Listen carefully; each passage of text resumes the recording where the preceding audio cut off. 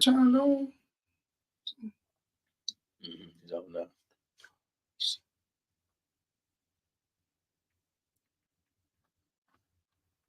Brother just told me he on.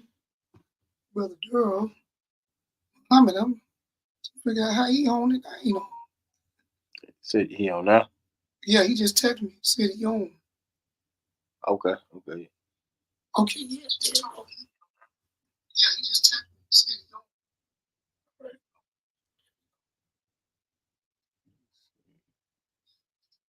I know you sent it out. The way you be.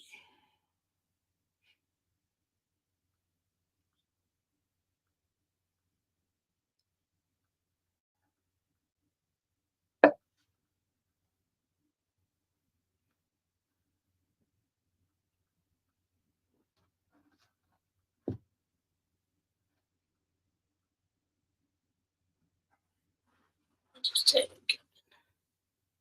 him. Peace and family, fam. Tap in to Fli-City Blackout. Fli-City Blackout. Share with a friend. Make sure our focus is on point. We in the studio right now with our brother from the nation.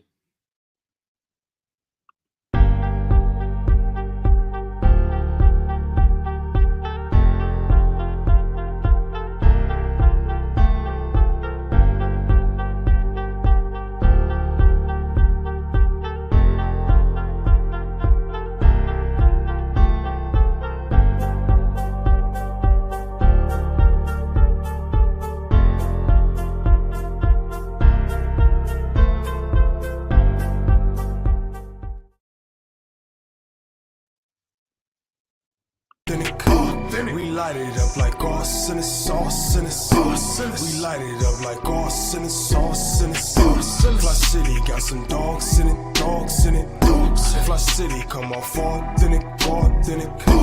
We light it up like sauce in the sauce in the sauce. We light it up like sauce in the sauce in the sauce. My city experiencing a transition from penny pinching, maximizing our dollars, multiply triple digits. I came a long way from baby jars in a project kitchen.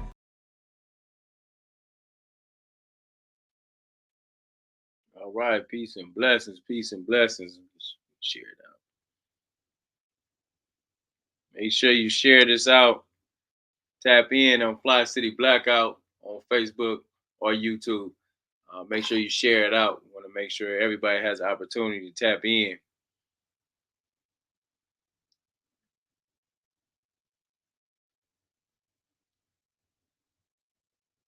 See, he's putting together some electrical work. Yeah, with a house that caught on fire. Oh, really? Yeah. Put it back together. Yeah, put it back together.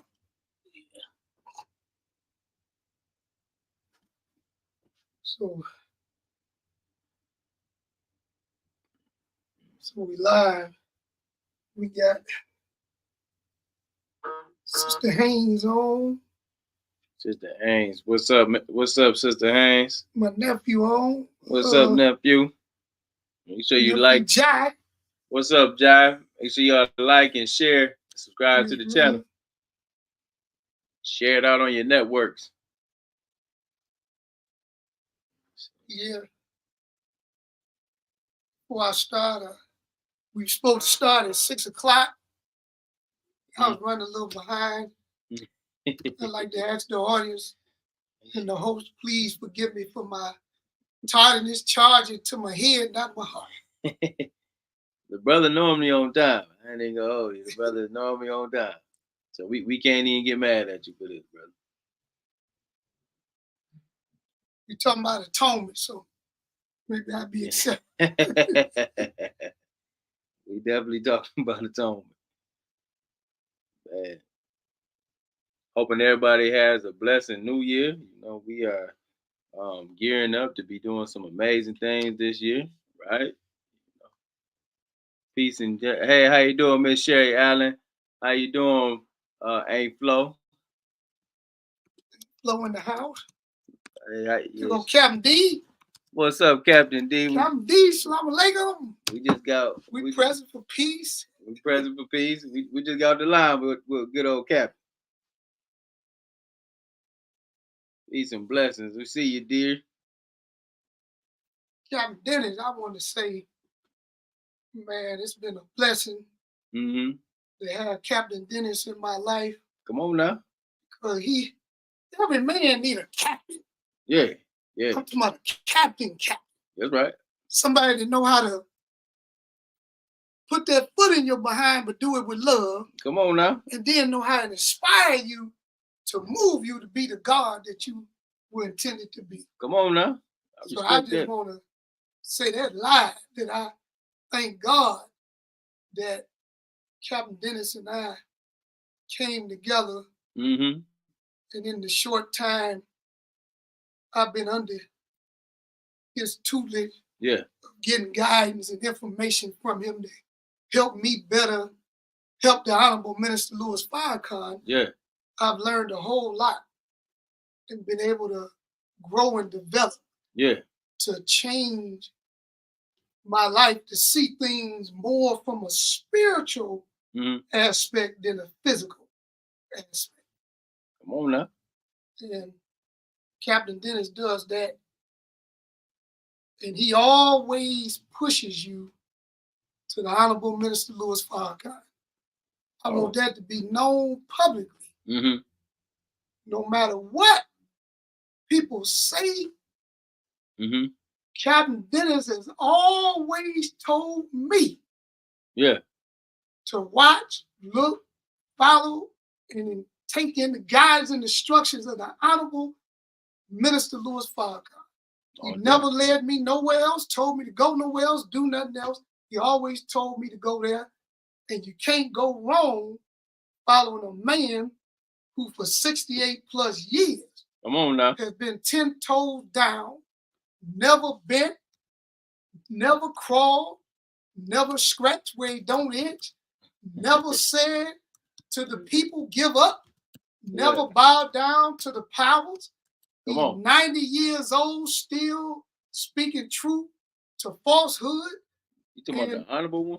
Yeah, the Honorable Minister Louis Farrakhan is 90. 90. So this Savior's Day, when he comes, you're going to hear a roaring lion. It ain't going to sound like a man 90. He's going to sound like he's 25, and the roar going to be heard from Detroit, Michigan, all over the planet Earth. That's right. That's right. They had a scripture in the Bible said there's a lion sleeping Judah. Who gonna wake that lion? The Honorable Minister Louis Farrakhan said it takes a lion to wake up a lion. Can't no pussycat meow around a lion and wake a lion up. I respect that. So we got men today under the tutelage and guidance of the Honorable Minister Louis Farrakhan who have heard the roaring call and are not able to roar ourselves to get our people to wake up into the roar of the lion they supposed to be. So I just wanted to say that because a lot of times we don't give people their flowers while they're here. Yeah. We don't speak enough positive energy, positive words, and positivity into people and about people as much as we ready to hear gossip and slander and talk about the negative. Come on now. Satan got the whole world. Yeah. Fooled. The scriptures say he will fool even the elect. So the question is, who is the elect? Them, your preachers, your smart people, your Yale and Harvard graduates, your bishops and all these different people who have the appearance and form of God, but are ungodly. He's speaking gospel right now. So I'm just saying in 2024, if you're not speaking power in the people, leave the people alone. It's enough negativity and evil and energy that's outside of the true nature of us that we got to either balance it or try to overcome it because, man, you hear filth and negativity every day. Or it start from the time you wake up in the morning on radio and TV all the way till you go to sleep. It ain't nothing but filth being put out. And when you try to go put something good out, Yeah. the filthy people try to make you filthy with them. All the time. But I always told you, Mm-hmm. the Honorable Minister Louis Farrakhan said to us, Yeah. don't give attention to that which does not exist. So that means a lie don't exist. So if a person tell a lie, so what? They lied on Jesus. We ain't better than him. Not at all. If a person make up something, if a person try to turn people against you and tell them stuff about you so they don't like you the way they don't like you, yeah. So what? They did it to Jesus. But you know what, brother? I never cared for that anyway. You know what I'm saying? It shouldn't matter what folks care. Yeah. What folks say about you. They spit bad venom. They did it to Jesus, like you said, man. And I'm hoping in 2024, right, we can galvanize some positive energy. Yeah. You know what I'm saying? And we can take this thing to new lights, right? A new lens. And, and leave those naysayers and the haters behind. Look, You know peace is the ultimate goal in human life. Okay. Everybody wants peace. Okay. The word Islam is rooted in peace. Mm-hmm. The word Muslim, who many people unfortunately believe it has something to do with a religion, but it doesn't. It's just an Arabic term that means one who submits his or her will to do the will of God. Mm-hmm. So if I come up to you and you didn't know me, yeah, and you asked me, you said, man, what are you? I said, one who submits his will to do the will of God. You wouldn't have a problem. You said, oh man, that's all right. Yeah. But if I say Muslim, no, I ain't with that, man. Yeah. I'm a Baptist, I'm Pentecostal, I'm Hebrew Israelite, I ain't with all that. Well, guess what? That's because they've been turned off by the nonsense, by the chatter. In the beginning of times, show me, if you read Book of Genesis, where it says in the beginning was the word. Not by that. Now, when in the beginning, we were in darkness. Mm-hmm. Darkness, and then God said, let there be light. He did. When you go from darkness to light, that represents a transition out of chaos into peace. Okay. Light reflects energy that helps bring about peace. What is peace? Peace is the ability to live under a condition where those who live in peace will do unto you as they will want done unto themselves. Mm-hmm. So the Honorable Elijah Muhammad said, the greatest religion is to do unto others as you would have done unto yourself. So I follow that. I don't look at, because religion is only a precept to spirituality. Okay. The reason you have to have religion today is because we lost our true spiritual way. So religion is supposed to give you the practice to get back to what you once were. Once you get there, you don't need religion no more. You can throw it away. Because now you live in a way of life from the beginning of time, which is peace, rooted in total submission to the will of God. Okay, or the will of Allah, the will of Yah, whatever name, Yahweh.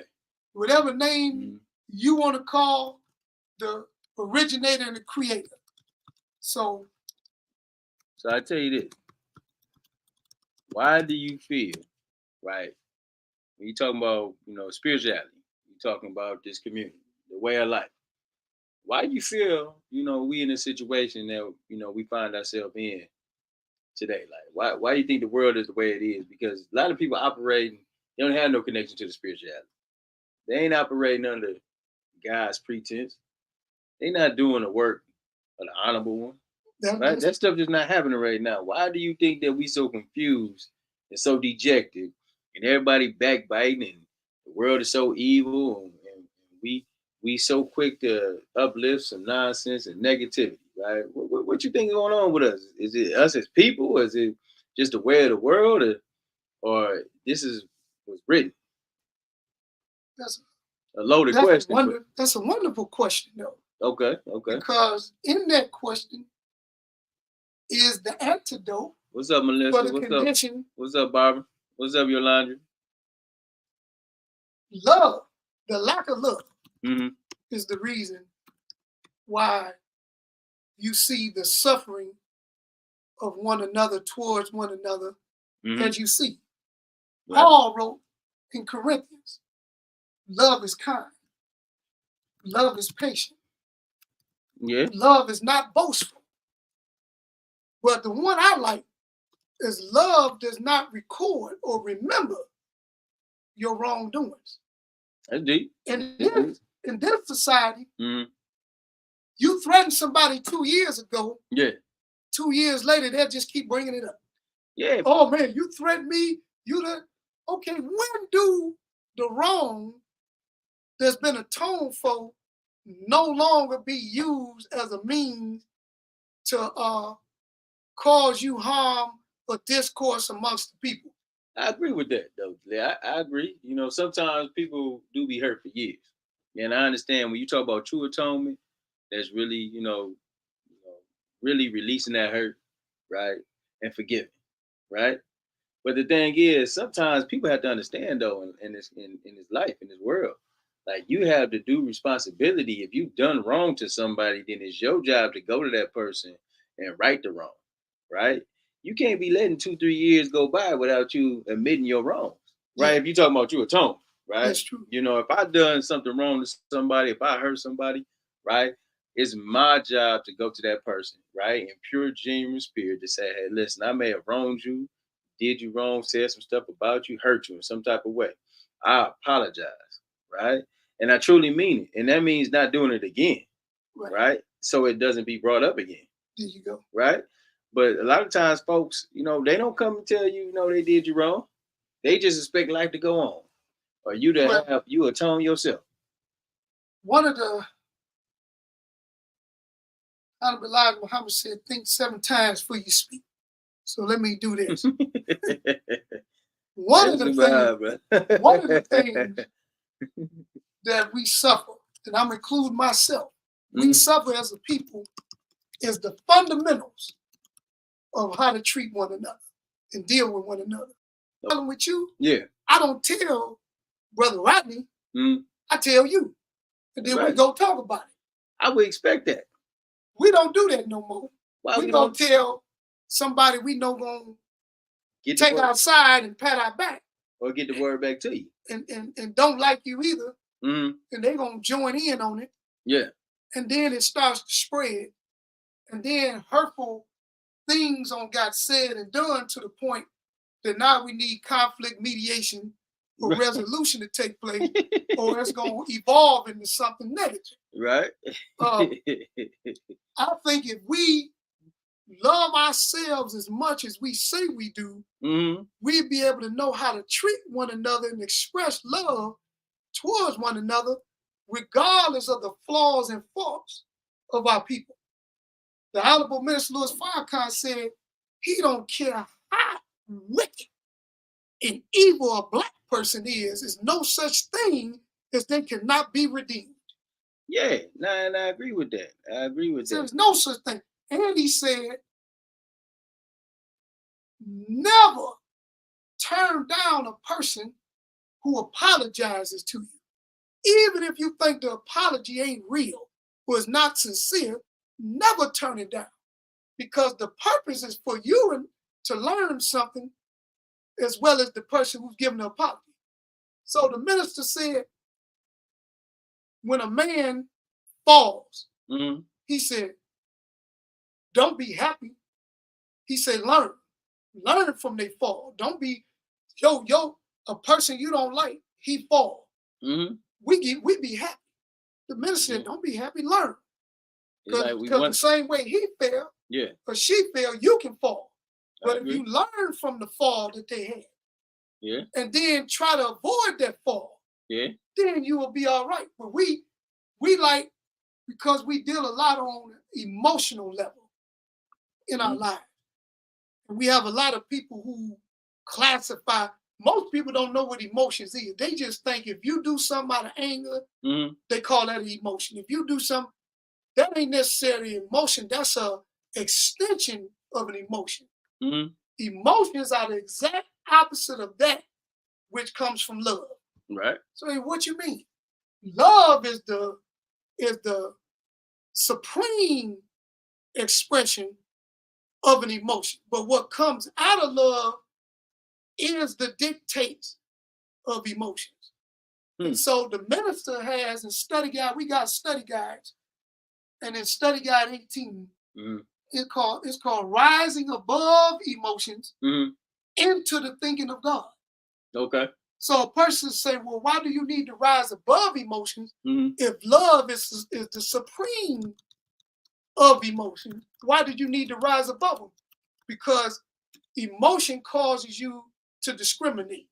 Emotion causes you to treat someone other than how you should treat them. But God treats everybody the same. So the minister said, well, how do you know? Yeah. We say Adolf Hitler is evil, and they said Mother Teresa was a woman of God, right? They said she Let's was take the saint. let's take them two, and we in California, it's 90 degrees outside. Okay. And they both step outside. You got evil and good. Okay. For this analogy. All right.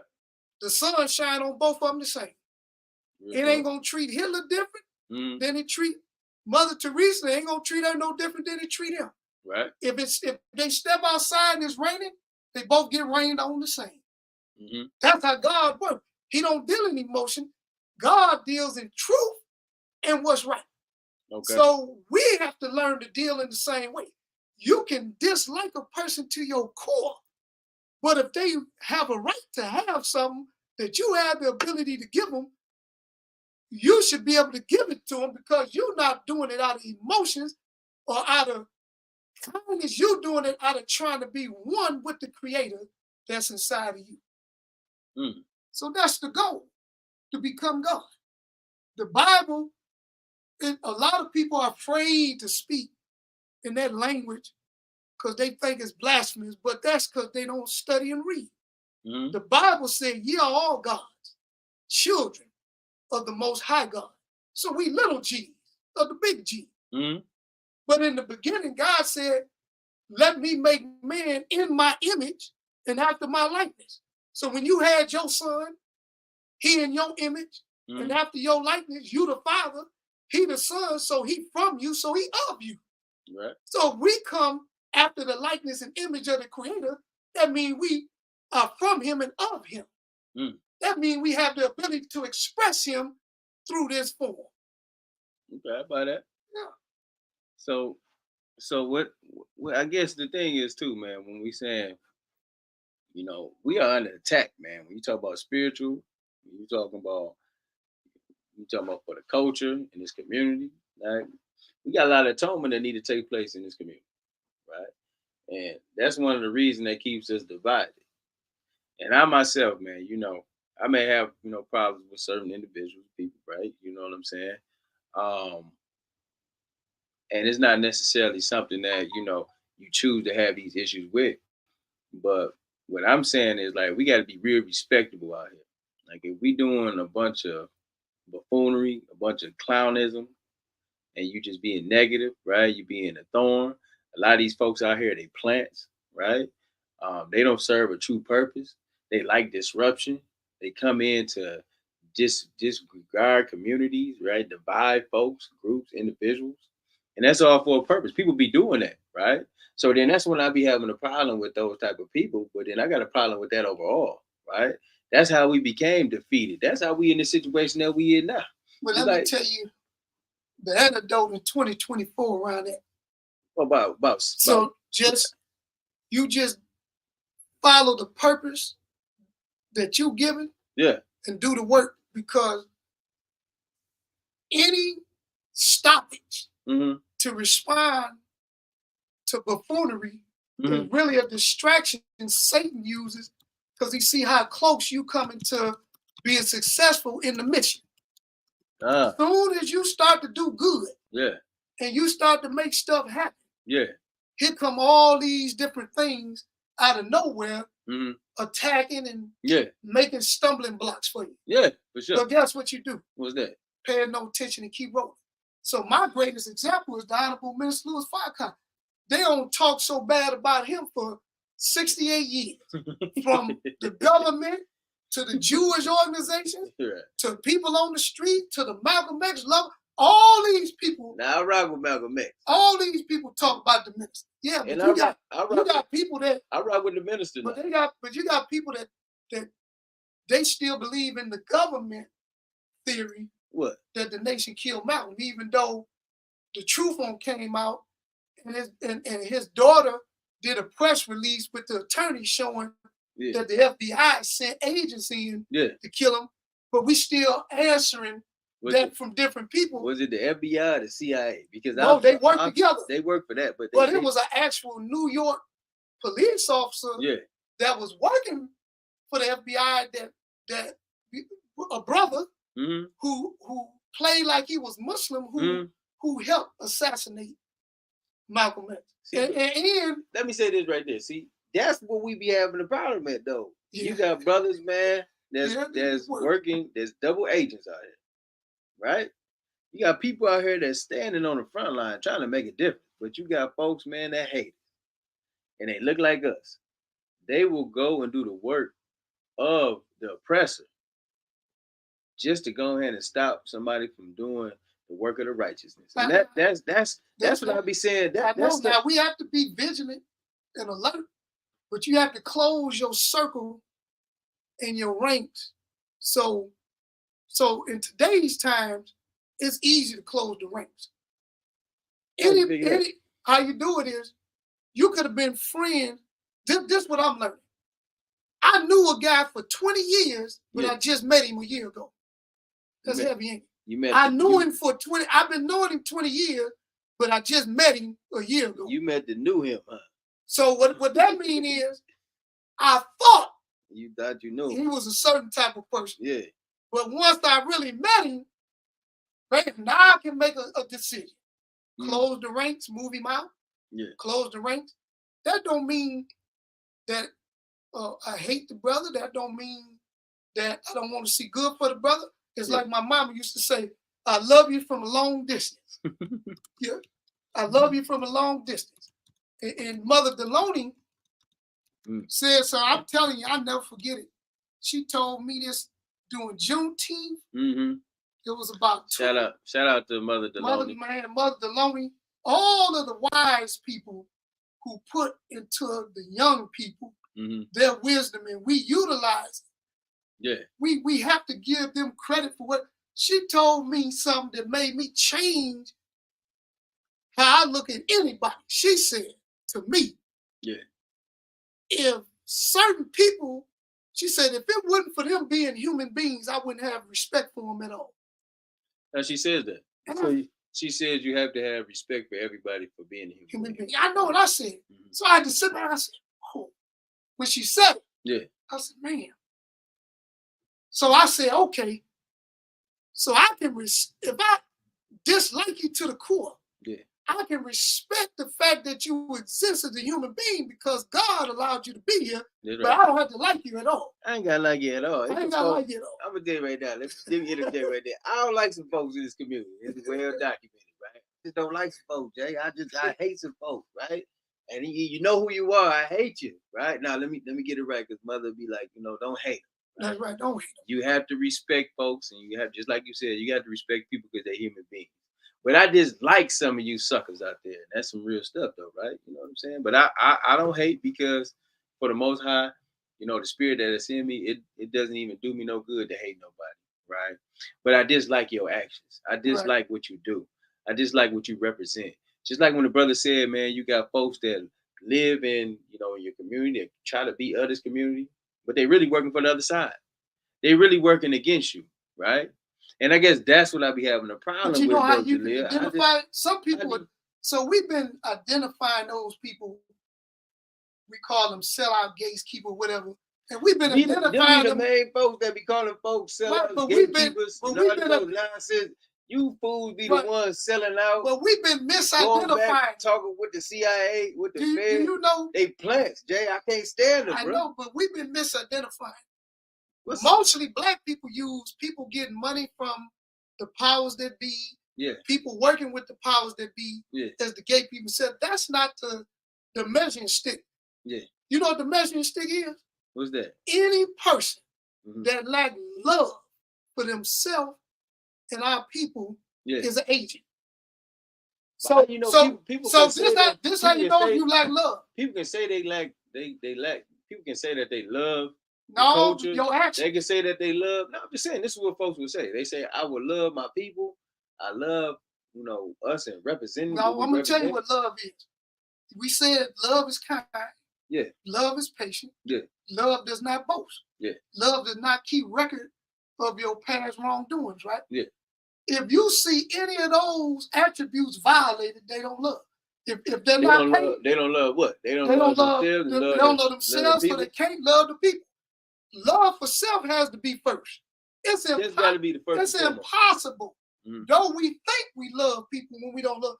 If you don't, when you love yourself, Mhm. you know how ugly yourself is. You know the wrongs. You know the negatives in you. Mhm. You know the wrongs in you. You and the higher power know all that. So when you know those things Yeah. and you love yourself, Yeah. you're able to love other people with the same issues inside of them because Yeah. you know you. So I see people that I know don't mean me no good, speak ill on me, Mhm.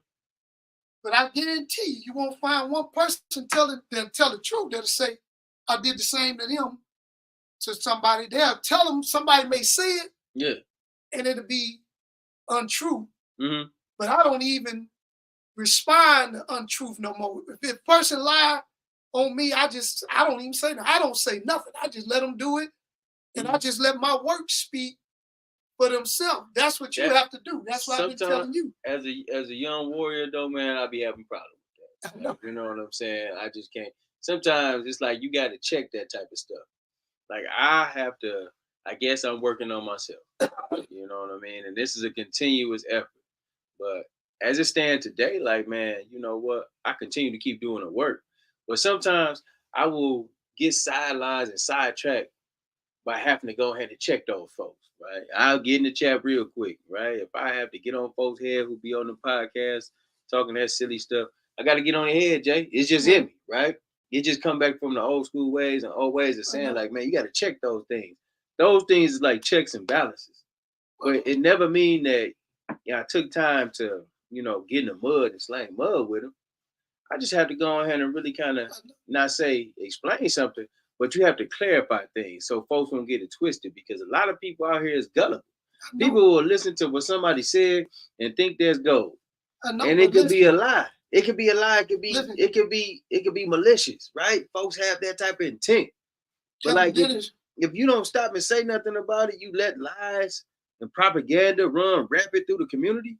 But I'm gonna tell you an answer to that in a second. Captain Dennis said, "Be good to yourself first, and then you'll grow into loving yourself." Be good to yourself. I buy that. So I buy that, Captain Dennis. I appreciate the words. Here's the thing. I always tell you, it's a double-edged sword to respond to negativity that people do or say against you. It's a double-edged sword because here's what can happen. On one end, some people may say, okay, he dealing with him and he's setting up for himself and he's setting the record straight. But on the other hand, the enemy is in the Pentagon, in the war room, saying, okay, here's an opportunity to further divide that population.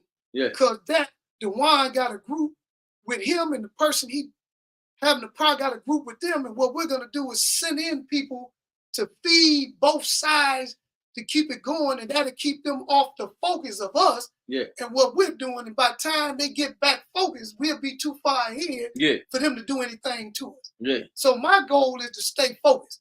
What I notice is this. It's easy to go after black people because we ain't got nothing. And even the little positions we got ain't nothing. Like, So all you brothers out there with the positions, right? It ain't none of that mean nothing. The real power structure. All you suckers with them weak podcasts. The real power. All you jack-o'-lantern heads that be on live every 5 minutes. I had to do that. Nah, look, you gotta let people be. I'm gonna tell you this. I'm going to Savior's I'm Day gonna tell you too. this. I gotta have God permits everything in existence for a reason. He has a permissive will and an active will. Yeah. So if he permit 20 podcasts, Okay. our job is to understand why, or don't understand at all. Just keep doing what we're supposed to do. Some of y'all need to shut them podcasts down. No, man. I don't have an issue with it. I said let people be what they want to be. If you ain't got constructive content, man, go sit down somewhere, right, man? Like, That's what we want. Everybody want to be messy TV. But listen to this. Everybody want to be sometimes hip hop. Sometimes the way God, hip hop but sometimes the way God reveals things is through the people's own actions. Some people may not have known or been able to understand the way a person was until they put themselves in a situation, in a predicament where people can view it. So, and we see all that sucker stuff. So right? let people be what they gonna be. Jay, but listen, sometimes though, man, we gotta right the shit. And I've always been under the tutelage of, man, you know what? If you are a detriment to our community, our culture, then we gotta take you out.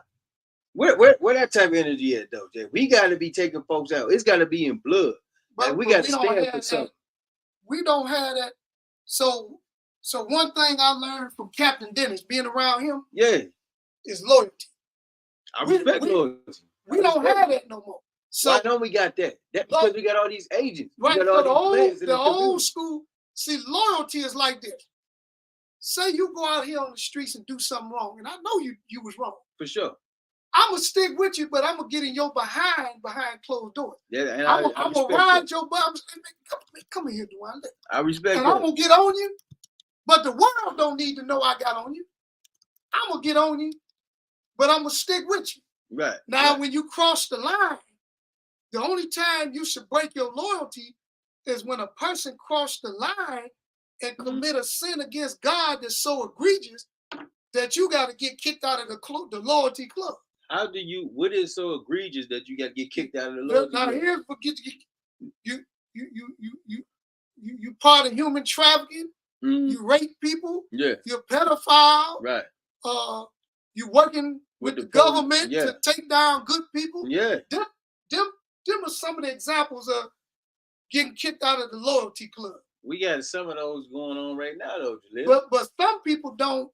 Some people only loyal until hard times come, and then they break off. Because as long as everything good, they loyal. I learned the hard way who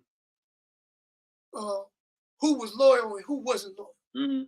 I learned it the hard way. Right. But I was grateful and thankful that I learned it, because now I can make a decision. So one thing for sure. Right. Long as my children and my wife love me, I actually don't care if nobody on the planet love me. Long as my children and my wife love, I'm good. I go home to peace and serenity in my home. Ain't no negative atmosphere. Ain't no people angry and fighting and bickering and mad about which way the toilet paper on the roll. I don't have them problems. I go home to peace, because you go out in this world every day to hell. And if you ain't got peace somewhere, you can't stabilize yourself to be the person you should be. That's why it's so easy for the filth and gossip and slandering type news to be so great, because for some reason people love controversy to see people down. Yeah. But if they love themselves and understand what they went through to get where they at, they would love those who are having stumbling blocks in their life. See, I'm not going to be perfect. I'm going to make a whole bunch of mistakes. But the goal is not to repeat it. and not for you to keep bringing it back up. That's like people go to jail. You go to prison for selling drugs. Okay. When you get out, how long do I got to keep hearing you was a drug dealer before that's no longer an issue? Unless I go back to the game. That should be null and void. The only reason you should bring up a drug dealer, me being a drug, is because I can understand those who doing it now to give them some advice and encourage them how not to keep doing it and to find something else unless they want to end up like I was or in the grave early on. But we shouldn't keep whooping people with what they did. Only if you do something now. If you do something today, then you got to deal with it. But tomorrow, you should be a different person. People resonate with that though, bro. They want to hear that type of stuff. Like they don't want to let go of the old you. Like they ain't ready for the new you. And sometimes, you know, that type of stuff is, you know, glamorized, right? You know what I'm saying?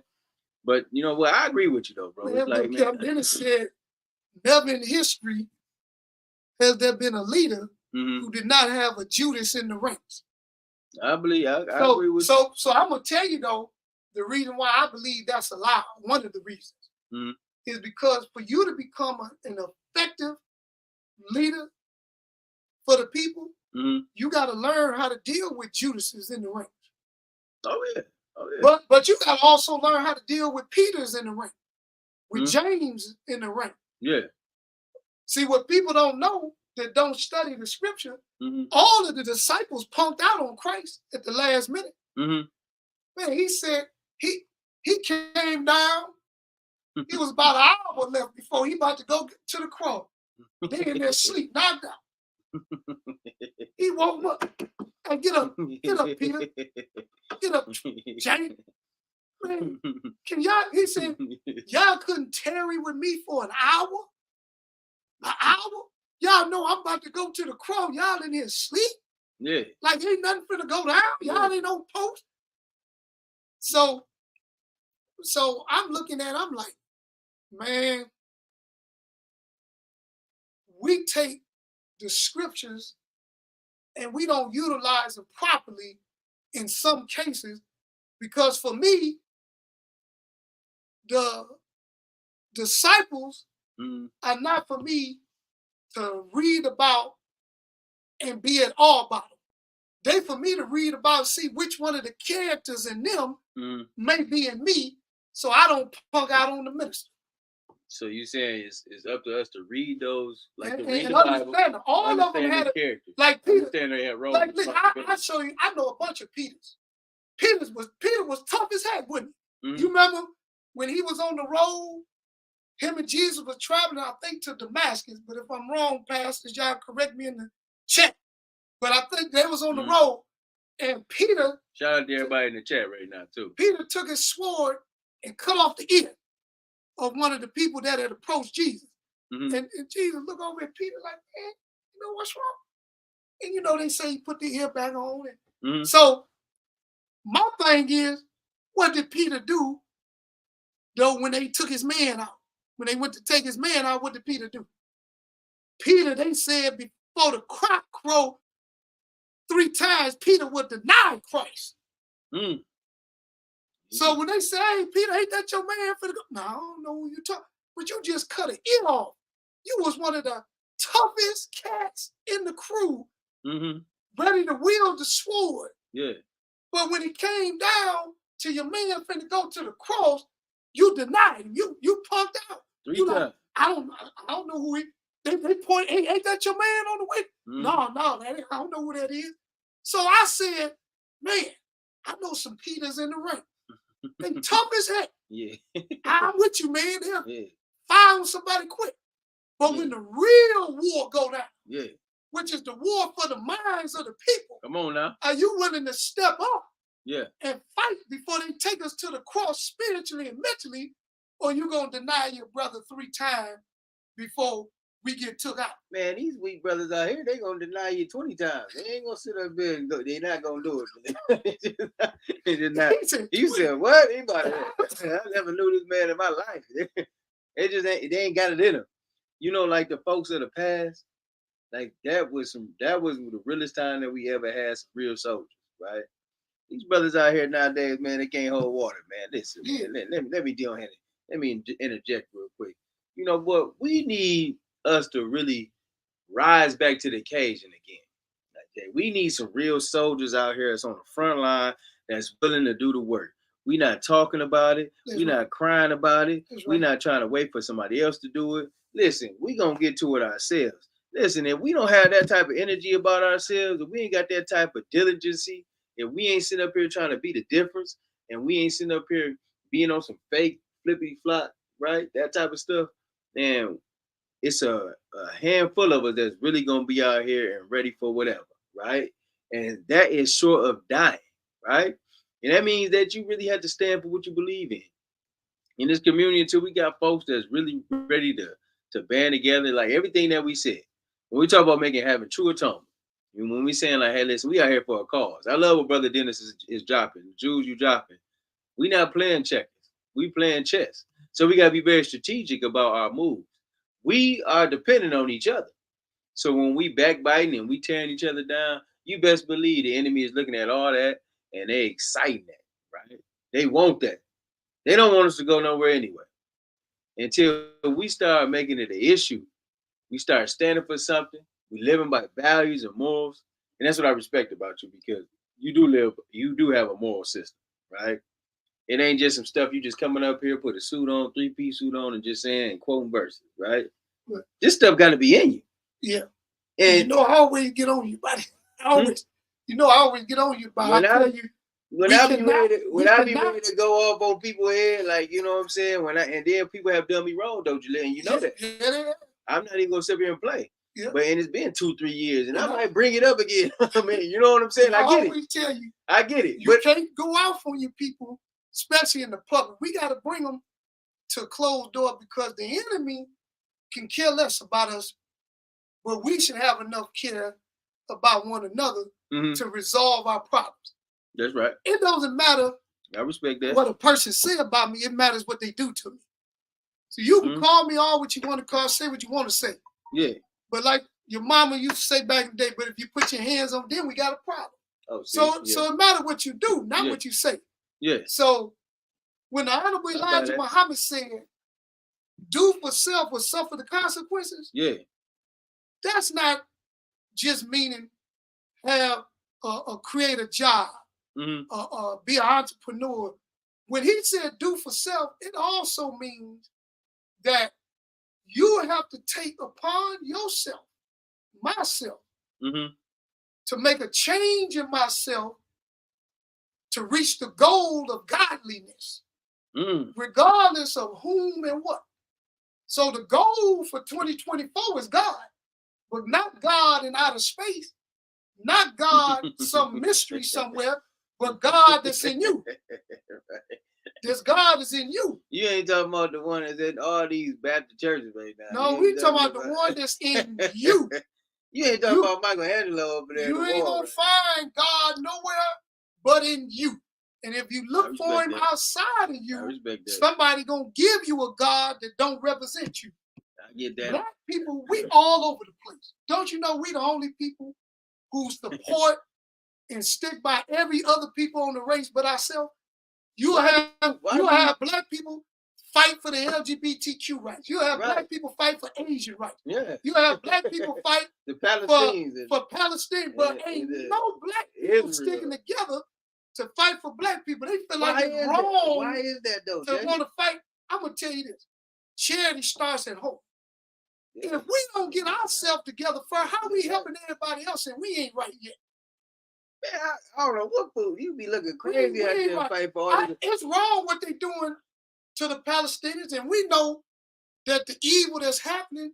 However, they killing people in the Congo. I do stand with the Palestinians. They killing people in the Congo. They over in Africa doing ethnic cleansing over in what is it, Tanzania? Yeah. They got 15 active wars over there. They got all this going on.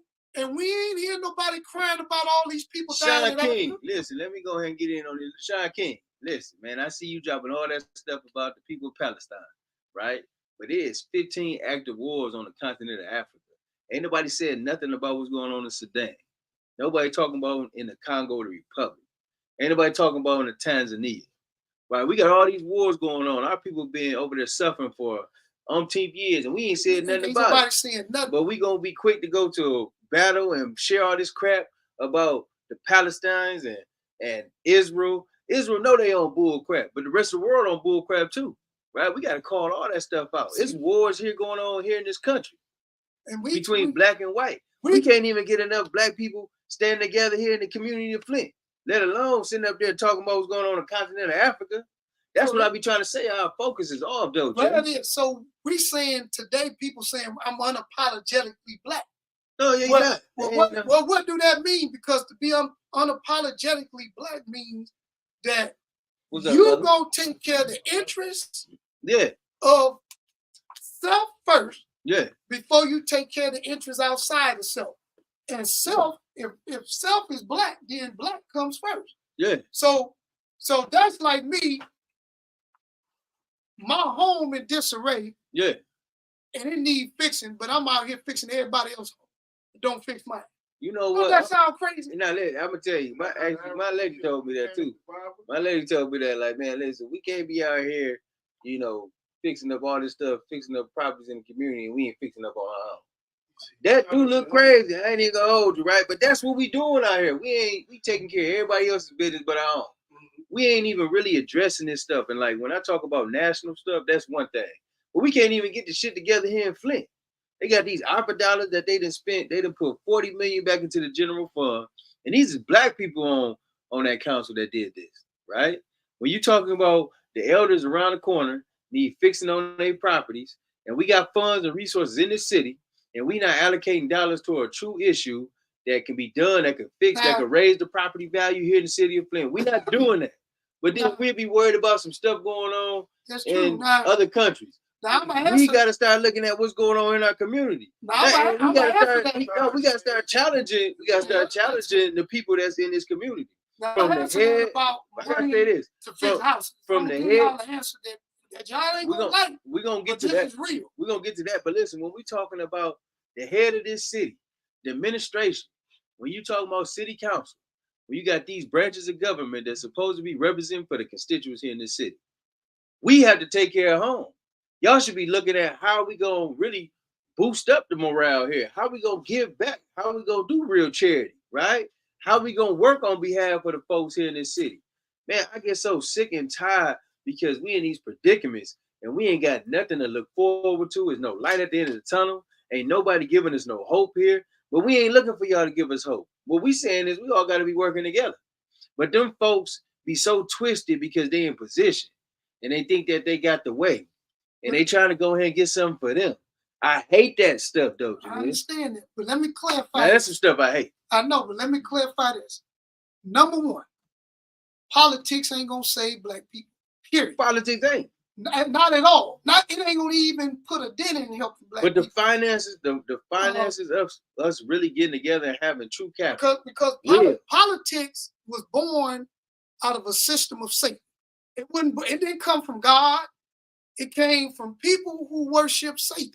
When you study the Constitution, when you study the Bill of Rights, it was written for white people by white people. Then we was added in later on. When they added us in, they put a clause in there to keep us in slavery, which is the 13th Amendment. The 12, 13, 14, and 15. So the 13th Amendment, if you catch a crime and go to prison, you no longer have the rights under the Constitution no more. You can be treated as a slave. So they always left her out. So politics, I look at it like this. This, and I heard Captain Dennis say this before, and I heard the Honorable Minister Farrakhan speak on politics before. It's like this. We should do what we need to do according to our ability and what we have as a unit of people to do, and whatever politicians do to add to it, that's just a bonus. But we ain't looking for it. Right. Now when it comes to the opera dollars to fix houses, let me tell you something. See, this is an unpopular statement, but this is true. See, me, I'm gonna speak from being a licensed contractor who be all over this city. And I'll be in people's house. I'm telling you, I'll be in some of everybody. I done been in $1 million homes and $5,000 homes. And I done been all over. And I'm gonna tell you something. Some of these people, not the elderly and the fixed income, but some of these people that's work able, retired from the shop, with bad roofs, they rather have an Escalade in the driveway than fix their roof.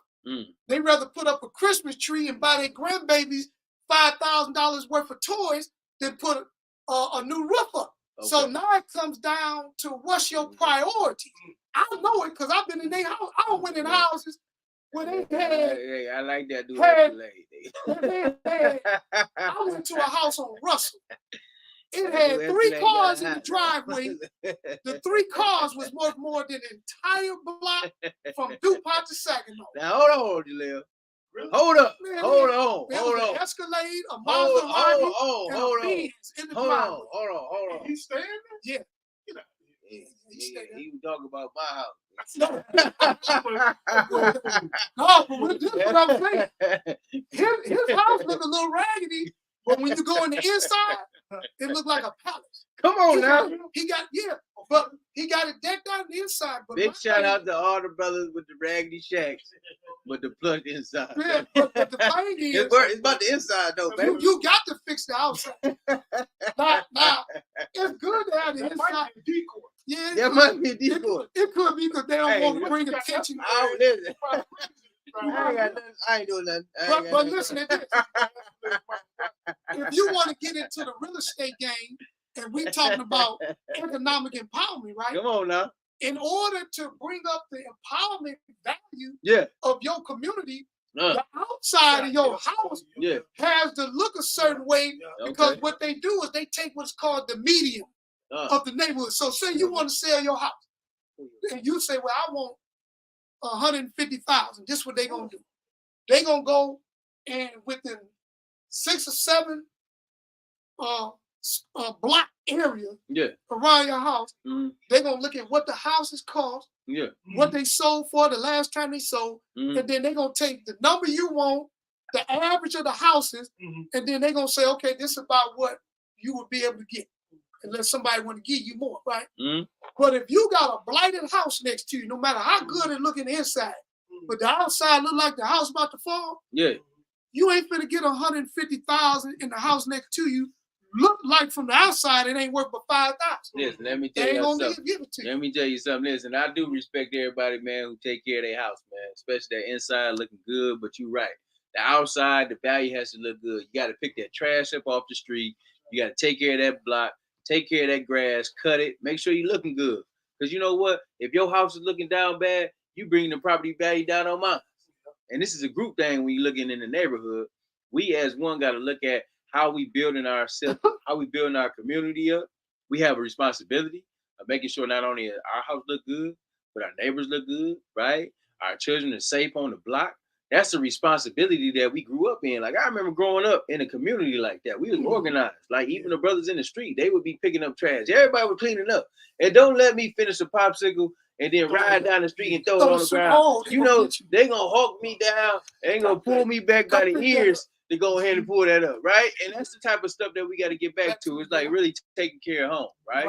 I love what we said about taking care of home. We can't be out here doing all this stuff in the neighborhoods and we ain't cleaned up our own house, right? Get back to taking care of your own, taking care of your children. And when we talk about education start at the house. You got to educate your children to be able to go out there and fend like this. You should be talking to them about how they going to do financial literacy, how we going to build our credit up, what type of family trust plan we got, right? And then also when we're talking about, you should start looking at life insurance as a way of investment. See, these things, when you living in these communities now, we don't be learning this stuff. We ain't teaching this to our youth, so they don't have this concept. Why? Because we don't raise the people that pour into us like we should. We don't give them enough credit. Like I talked about Captain Dennis, but for me, Sister Linda, she like a big sister. She be on me and give me advice. And be setting me straight. Shout out to Sister Linda, like my big sister. And like, she keep me look. Yeah. And we have to let people. But that's how she supposed to. We gotta She's let supposed people to be know on that. that it's people like them that exist. Yeah. So that they can get some of that. Yeah. I get some that nurturing. I try to admire myself behind the path and footsteps of the minister. Mm-hmm. And the minister said, everybody he sit with, he don't care who it is. Yeah. He learns something from. All the time. So that's what I try to do. I don't care if I sit with a homeless person in front of the City of Hope down there and he talking to me, I'm trying to learn something from him. Yeah. Because everybody holds value. Everybody has value. No matter how wicked they are, no matter how they upset the platforms and the things going on, they have some value. They just haven't learned how to tap into it and utilize it for what's right. Yeah. But I say this. When I speak to people, I try to always learn something. When I talk to Brother White, every time I speak, I learn something, or I try to part something with him to give him something. Yeah. Because we should never come to each other presence. Yeah. And don't give us something from God and us to the person, even if we just passing by. I ain't gonna hold you, man. Listen, when we be having real constructive conversations, when we be sitting down, like every time we always talk and build. Jalil, I could be upset about some stuff you did, right? You know what I'm saying? Just as a brother, right? It might be some stuff out here in the community, whatever. You might have been standing with the wrong folk. And you know that because I call you on it. I ain't gonna bust you out on the net, man. Nigga, what is you doing over there with the folks, man? That's the police. No, I'm just saying. But every time we have conversation and we have dialogue, man, it's a chance of nurturing, you know what I'm saying? And it should be going both ways. It's like I pick up some tidbits from you, right? And I'm hoping I'm dropping some jewels, right? And I think those are the things that's nation building. See, we in the habit of talking about nation building. That's what this conversation about, right? It's some methods that we need to do. It's some things that we need to challenge within ourselves, right? And we just got to get a hold of life, right? One thing for sure, when I'm even getting out this conversation right now, we got to take hold to our own affairs. Yeah. Stop being in everybody else's business. Right? That's right. At the end of the day, yeah, we all one people. But then when you look at all these different groups and fractions of folks, right? You know, we got to do diligence and a job to do, right? And so we need to be on that, right? And a lot of times we talk about asking for atonement and we talking about forgiveness and we talking about doing the work and not let it affect you. That's a hard task, folks. I know, but listen, it's very difficult. But listen, you can forgive people, but that don't mean they get to come into the circle. They would never come in. They don't get to come. The forgiveness, the forgiveness is the hope that they'll go and work on themselves, not to do what they did that caused them to have to. Is that something that you but did? They can't get it because the circle today you have to close the ranks. Your circle got to be tight. And here go 3 people. It may be more, but here go the 3 people I say everybody should have in their circle. Number 1, a person who is loyal. Number 2, come on now. A person who is trustworthy. Come on now. And number 3, not a lot of a person who would condemn themselves even when they wrong and will let you know when you wrong. Them 3 people, you can ride with them till the wheels fall off. You should be able to, but if you got somebody like that, hold on to them. Don't do nothing to violate, because guess what happens? This what people don't understand, or maybe they do, but don't want to try to realize. Once you violate trust, it's almost impossible to get it back. It's like the example, this lady, I seen her, she was talking to a group of college students. Yeah. And she took a piece of paper and she said, "You see this paper?" And she said, "Yeah." "You see how smooth it is? And they don't have it?"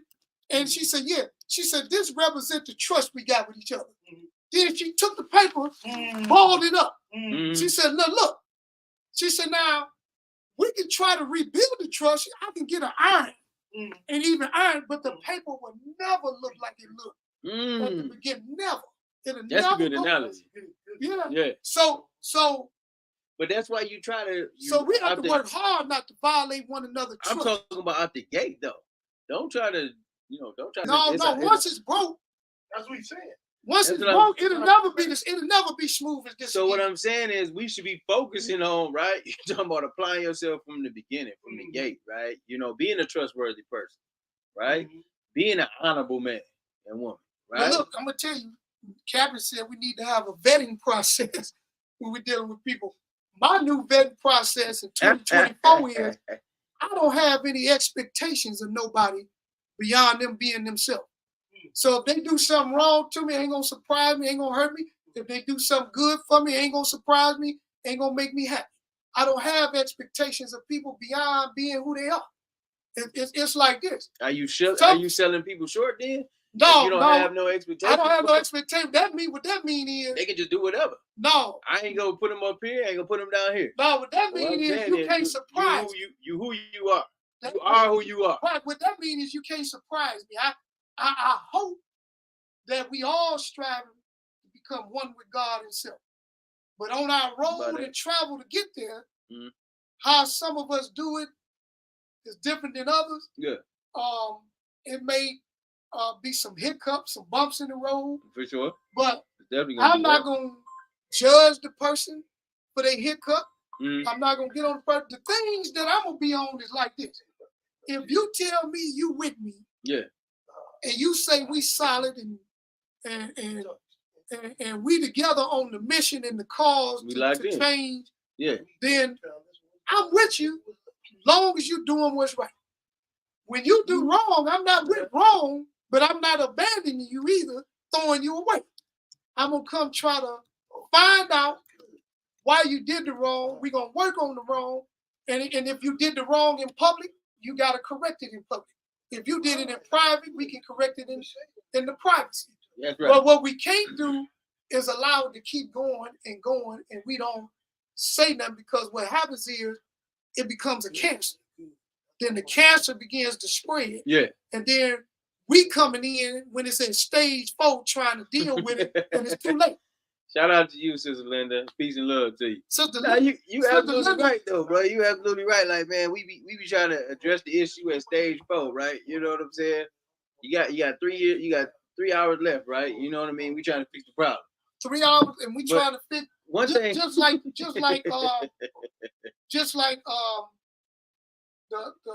I give you 2 things: the water crisis issue and this opera fund stuff, right? Yeah.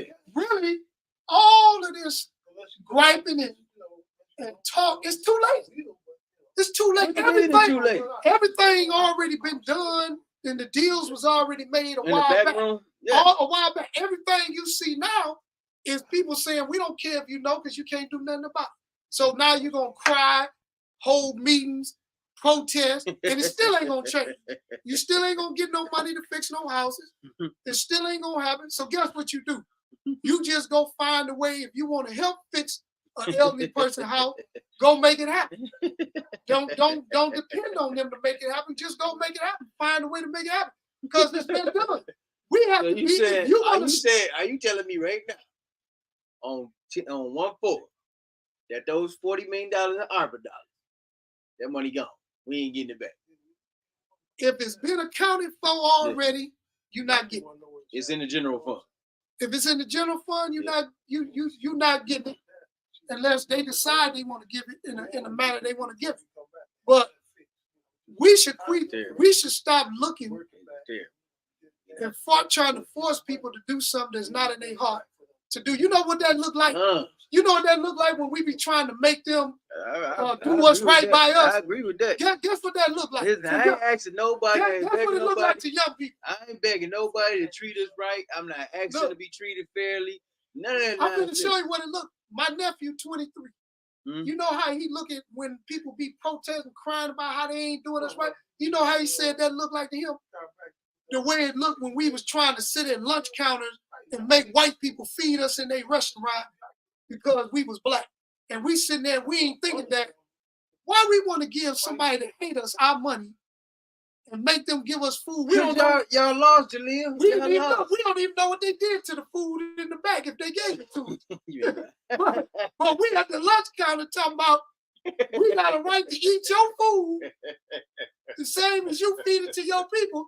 That's what it looked like trying to make politicians do right by us.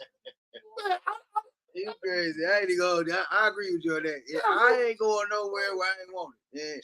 Yeah. And I'm definitely eating your food. Listen, Bada said, hey, how you doing there, Miss Bada? Bada said, listen, it's too late now, but where were you when we needed you in the beginning? Look, I'm not even on that. I don't care where you was when we needed people in the beginning. That's over with. I'm at the here and now. What are people ready to do right now to help improve the quality of life in our community? If you're ready to move out, let's move. If you're not ready to move out, then stand out the way. Because now we at the point where we in the end game. Yeah. So now we at the point is this what we'll do. If you stand in front of us, we'll try to go right. If you move to the right, we're gonna try to go left. If you move to the left, we're gonna try to go under you. Yeah. But if you stoop down, and after we don't try every means to get away from you, to do what we need to do, then we're gonna go through you. That's how we gotta do. So we don't try everything, but then now we're gonna have to go through. So that means that we accomplish what we need. That meaning now it's time to get active. We should have. That means it's time to move some furniture, right? We should have been active. Yeah. But all this holding, always hitting. We need to hold people accountable. Hold yourself accountable for not being grateful that you woke up this morning and gave honor to God for allowing you to have the breath to breathe, the mouth to speak, the ear to hear, and the eyes to see with. Then go out talking about accountability on others. Because until we're accountable of our own actions and what we do wrong every day, that God knows what we do, but other people may not know. That's right. We can't be running trying to tell other people to be accountable because hypocrisy will never win. Never. I don't care how good you can talk, how good you sound, how good you can do anything you do.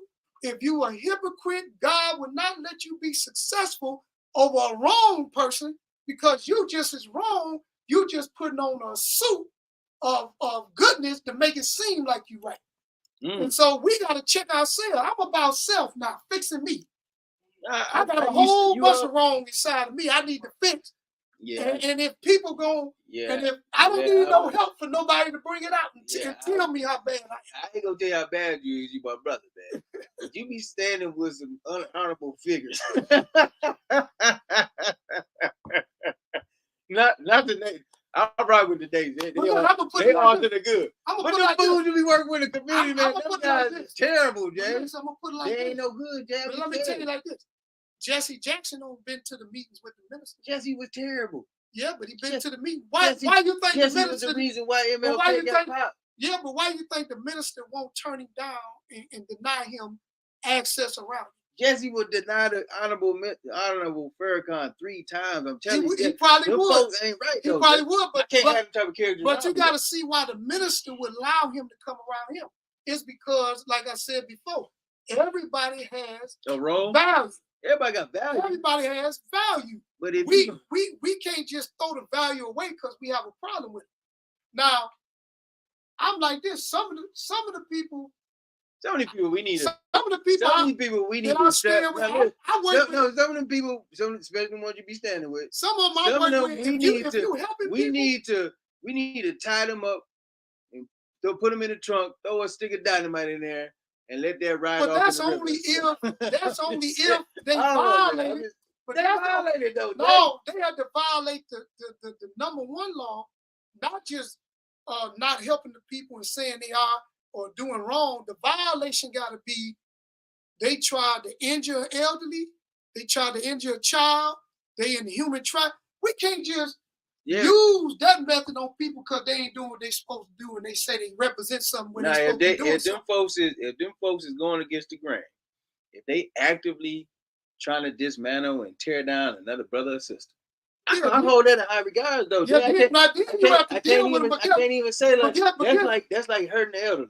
If you sitting up here going out your way to be detriment to another black man or another black woman, I hold that in high regard. Right. You going But against guess how you supposed to deal with that you're first? going against the whole setup. The So structure. it's levels to that.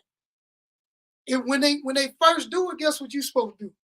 You're supposed to try to call a meeting with them first and say, look, We met like 30 times. I know, I'm no, done but you talking. won't meet that much. I'm just saying the first time you call them in, you say, look, okay, Okay. you did A, B, and C. That's right. We have a problem with it. That's right.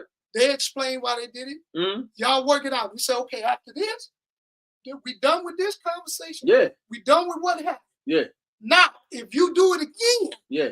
I'm not calling you to enclosed meeting. I'm calling you out That's to the public. But that's where we get. And you let them know. You letting them know before you do it, Mm-hmm. because a lot of people just do it. And my thing is calling black people out don't accomplish nothing, even if they agents. You know why?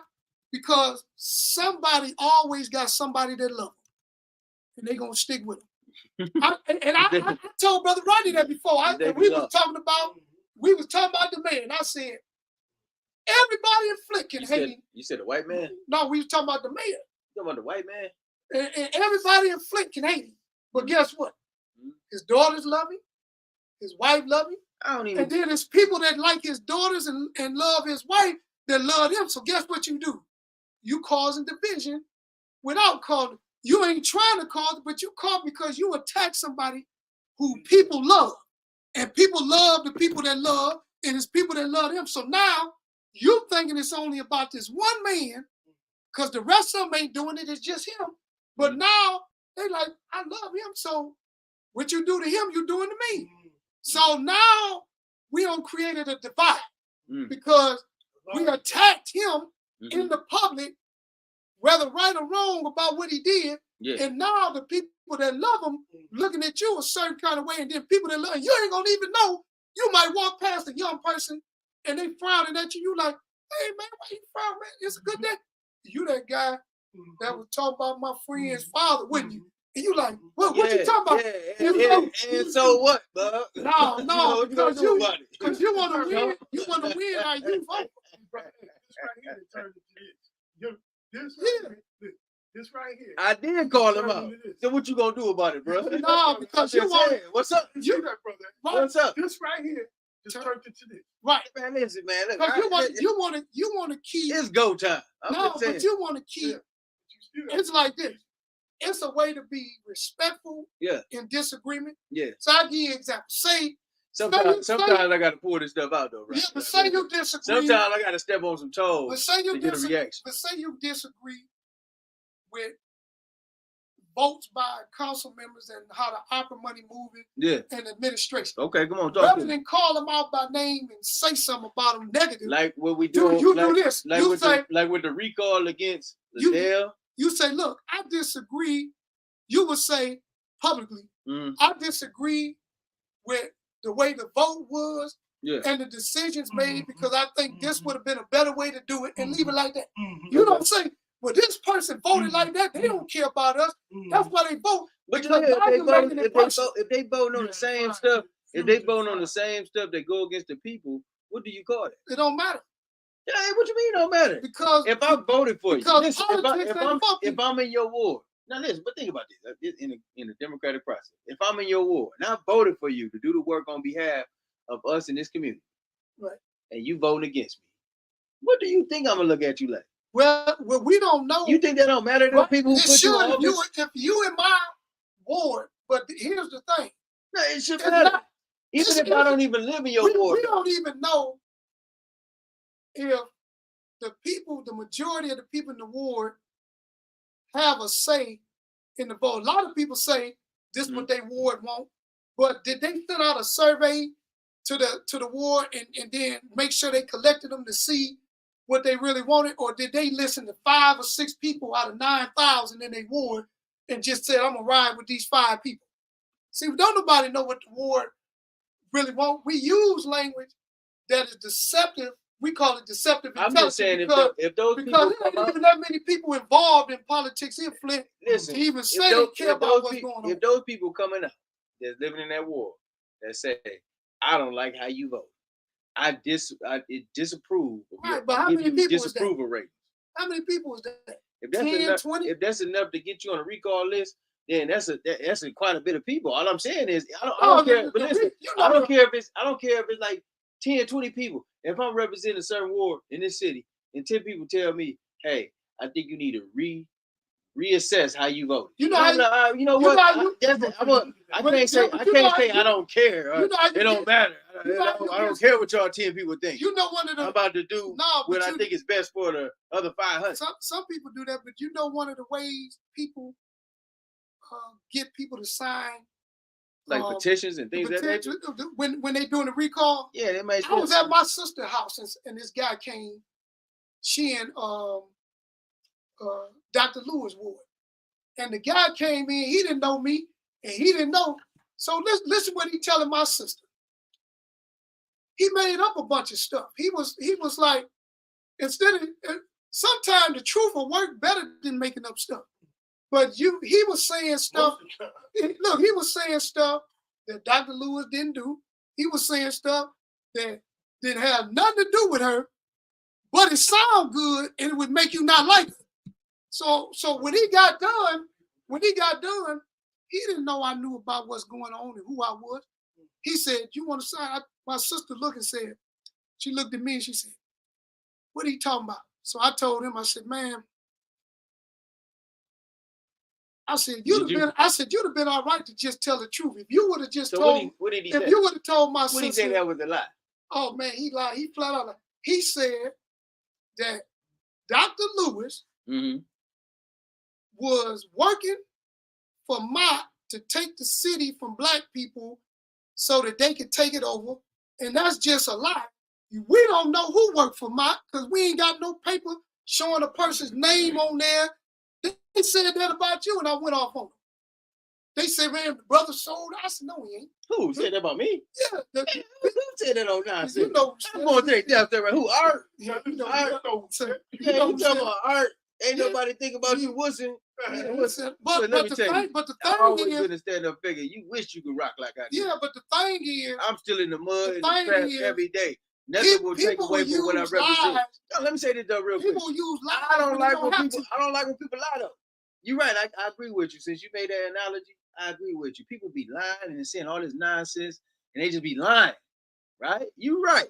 You ain't got to do all that, but you should know a person. You should know a person. Just like they try to spin, you can't make me dislike a person because you try to spin the narrative that she took money. Don't be lying, boy. She took money from who was the for Halloween, and you say Quincy took a lawnmower. Man, that don't impress me. That ain't gonna make me. I rode by Dewey and saw him on the Cadillac lawnmower, bro. Right, but that ain't gonna make me dislike him because you know why? That's a $13,000 lawnmower, baby. You don't and they said he charging folks. He's charging folks to cut grass. It's other people who got more than that and ain't said nothing.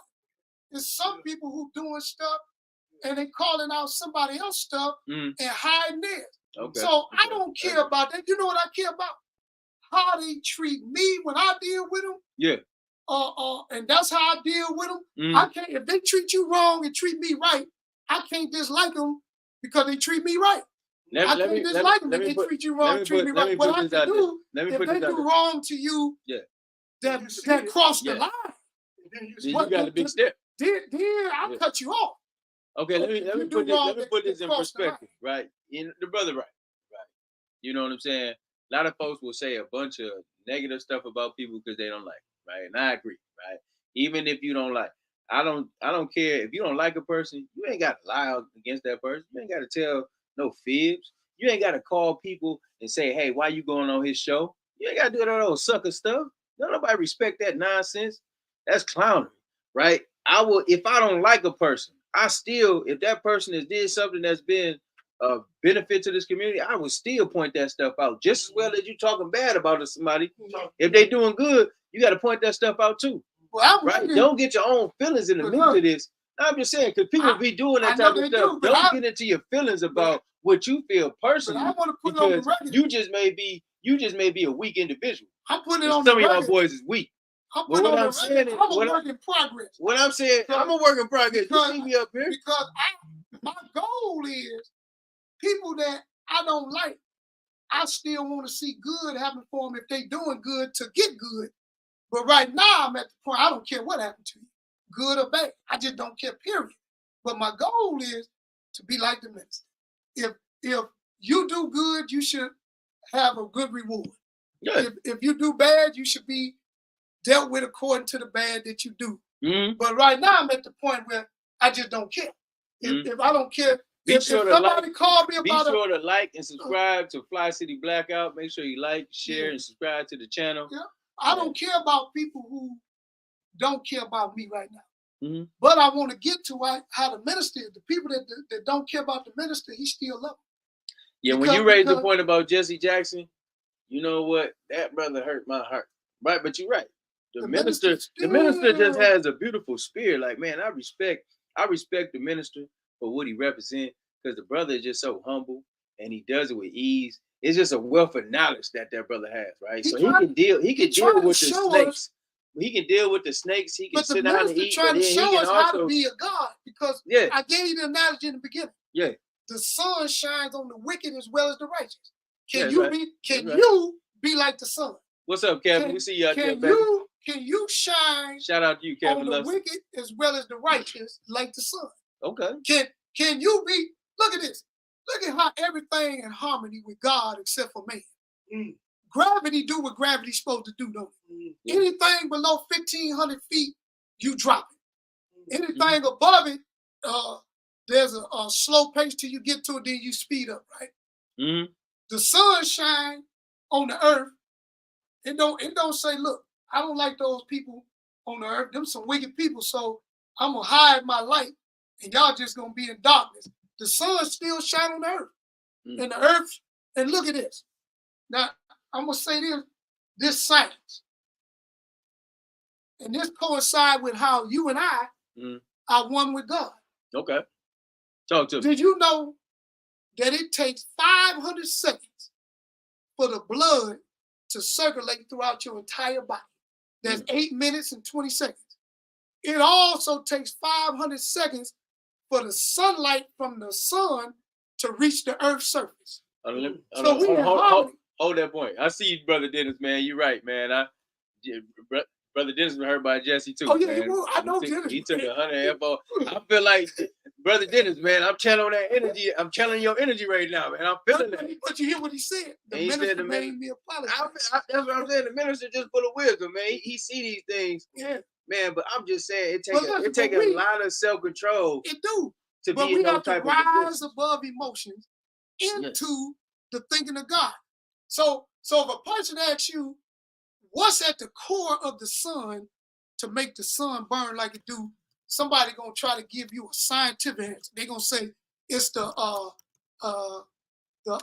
atom of it's the atom fusing itself into itself, generating heat.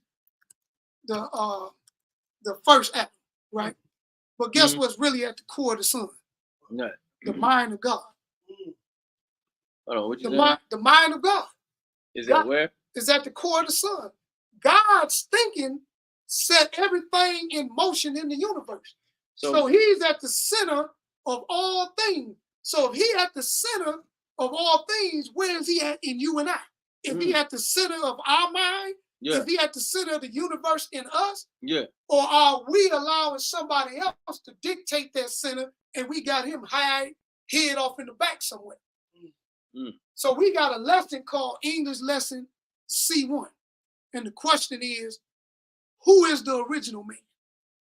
The answer, the original man is the Asiatic black man, the maker, the owner, the cream of the planet Earth, God. Come on now. Of the universe. Now you talking gospel. That's the original man. You talking gospel. Now I got to agree with this, brother. Now, guess what's going on? We not original no more. We made people. What you mean? What you mean? You've been made by America. I know the hell I was. We always made by America. I was born here. No, you know what made by America means? Living, dying. practicing these democratic practices, the culture of America. and ideologies of this country was Man, bred into our people during slavery, and our people carried it on. So now we trying to come up out of being made back to being original. Listen, I ain't thinking about no America. And you know what? I'm making my way back to Africa. I'm looking at dual citizenship in Ghana, right? Also Uganda too as well. So man, listen, I ain't thinking about, this Western way of living over here. These folks got this country messed up. That's why in a minute we in so much debt. You see all these other countries that's becoming superpowers, right? All what they need is nuclear war. All they need is nukes, right? I'm looking at this as a global scale, right?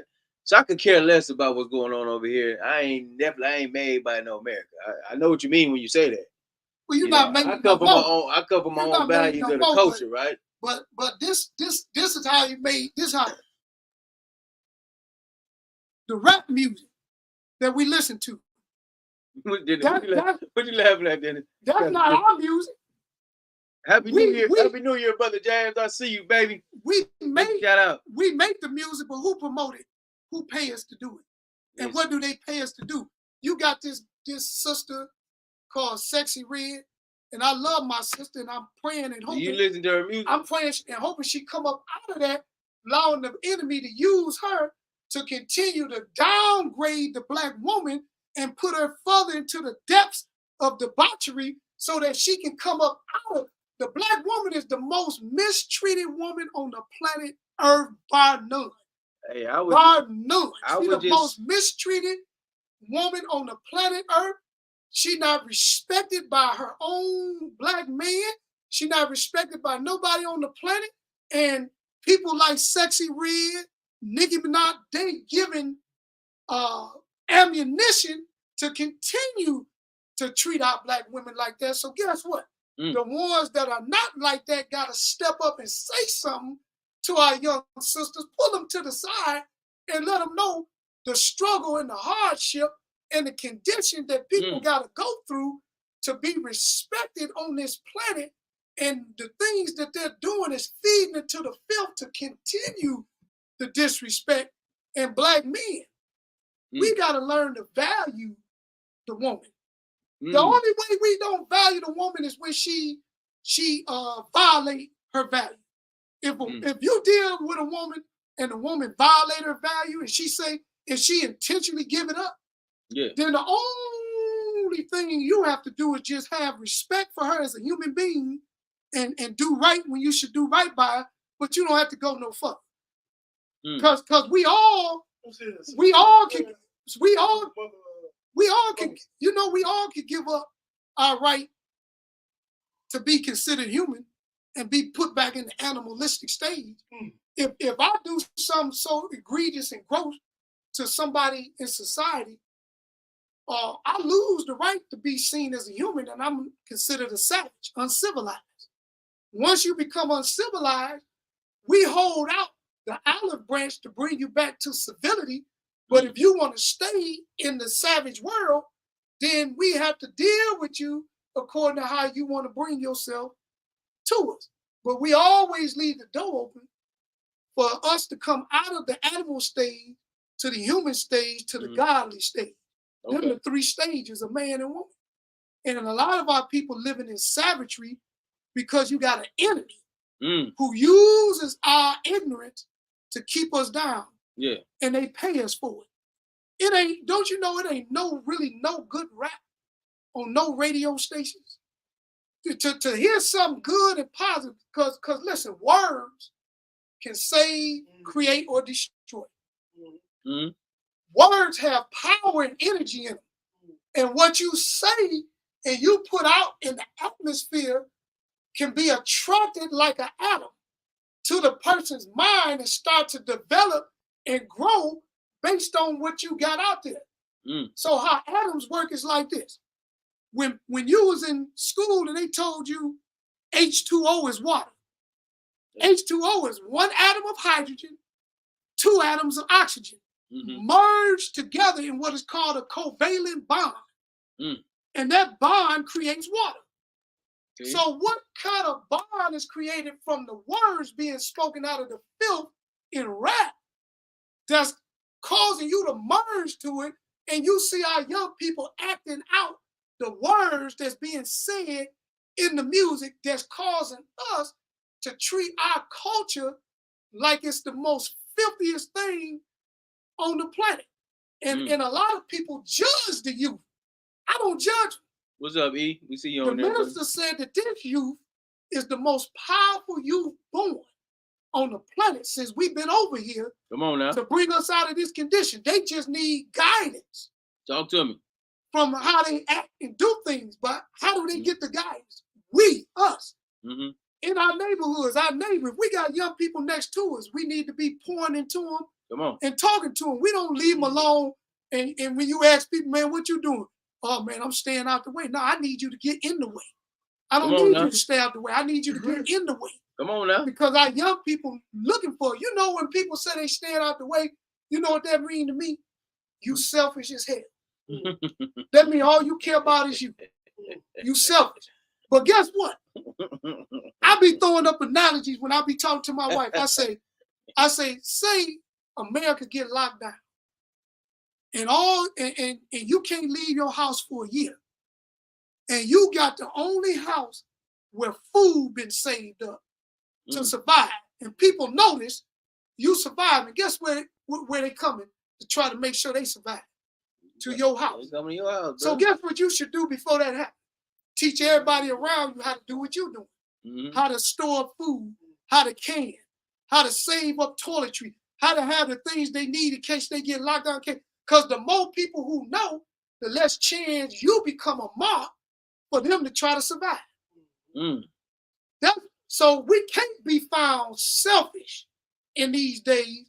We got to be found selfless in these days. But I wanted to say this before I forget. Sister Linda Muhammad has a bus going to Savior's Day in Detroit, February 25th. The bus is $45 round trip, and that gets you into the venue to hear the minister and brings you back. Come on now. The pickup is at in Detroit, going to I think they call it now.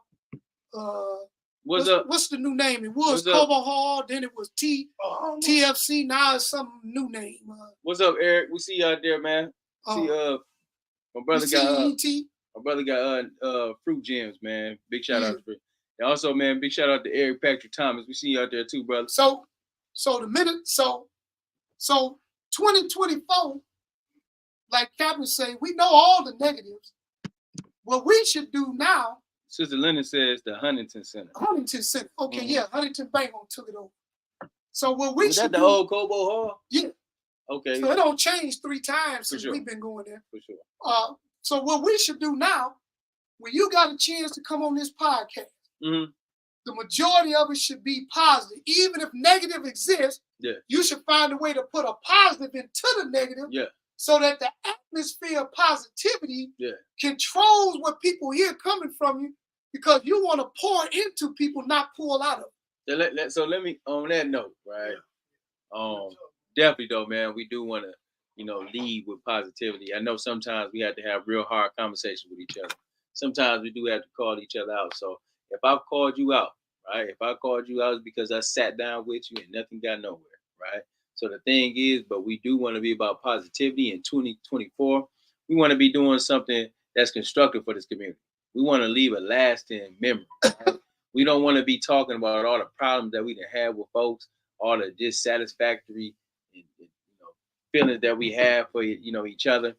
Let's leave that out, right? No, to be honest with you, sometimes you gotta get that out of you. I ain't even gonna hold you, right? You gotta get that out of you, and then nevertheless, you want to end with positivity. So we are attending Savior's Day. We want to give a big shout out to Sister Linda Muhammad for coordinating the activities. Big shout out to all our brothers and sisters that's in the nation that's getting to it, right? I appreciate folks like Miss Janice Muhammad, right? You know what I'm saying? That was legendary. We just practiced Kwanzaa. Big shout out to Sister Audrey Muhammad, everybody who came through doing Kwanzaa. We appreciate everybody, man, because at the end of the day, it's going to take all of us to get this right. So we do need to have these methods and these ways of life.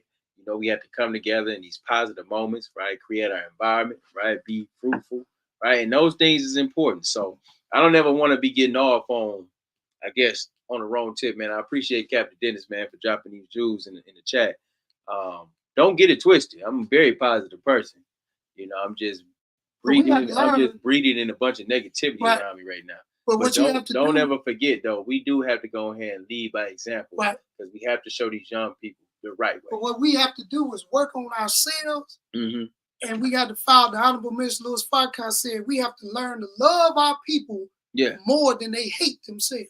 That's right. Now, that's a hard task. Very hard. Especially when you got a lot of people be acting up and acting a fool. It's hard.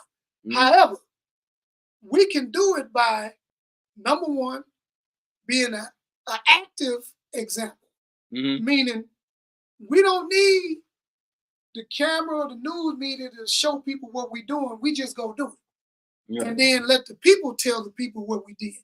We ain't got to say nothing. Just let them tell it. Or if they don't tell it, so what? God know what we did. Yeah. They'll know that you did something when they see you moving up and progressing.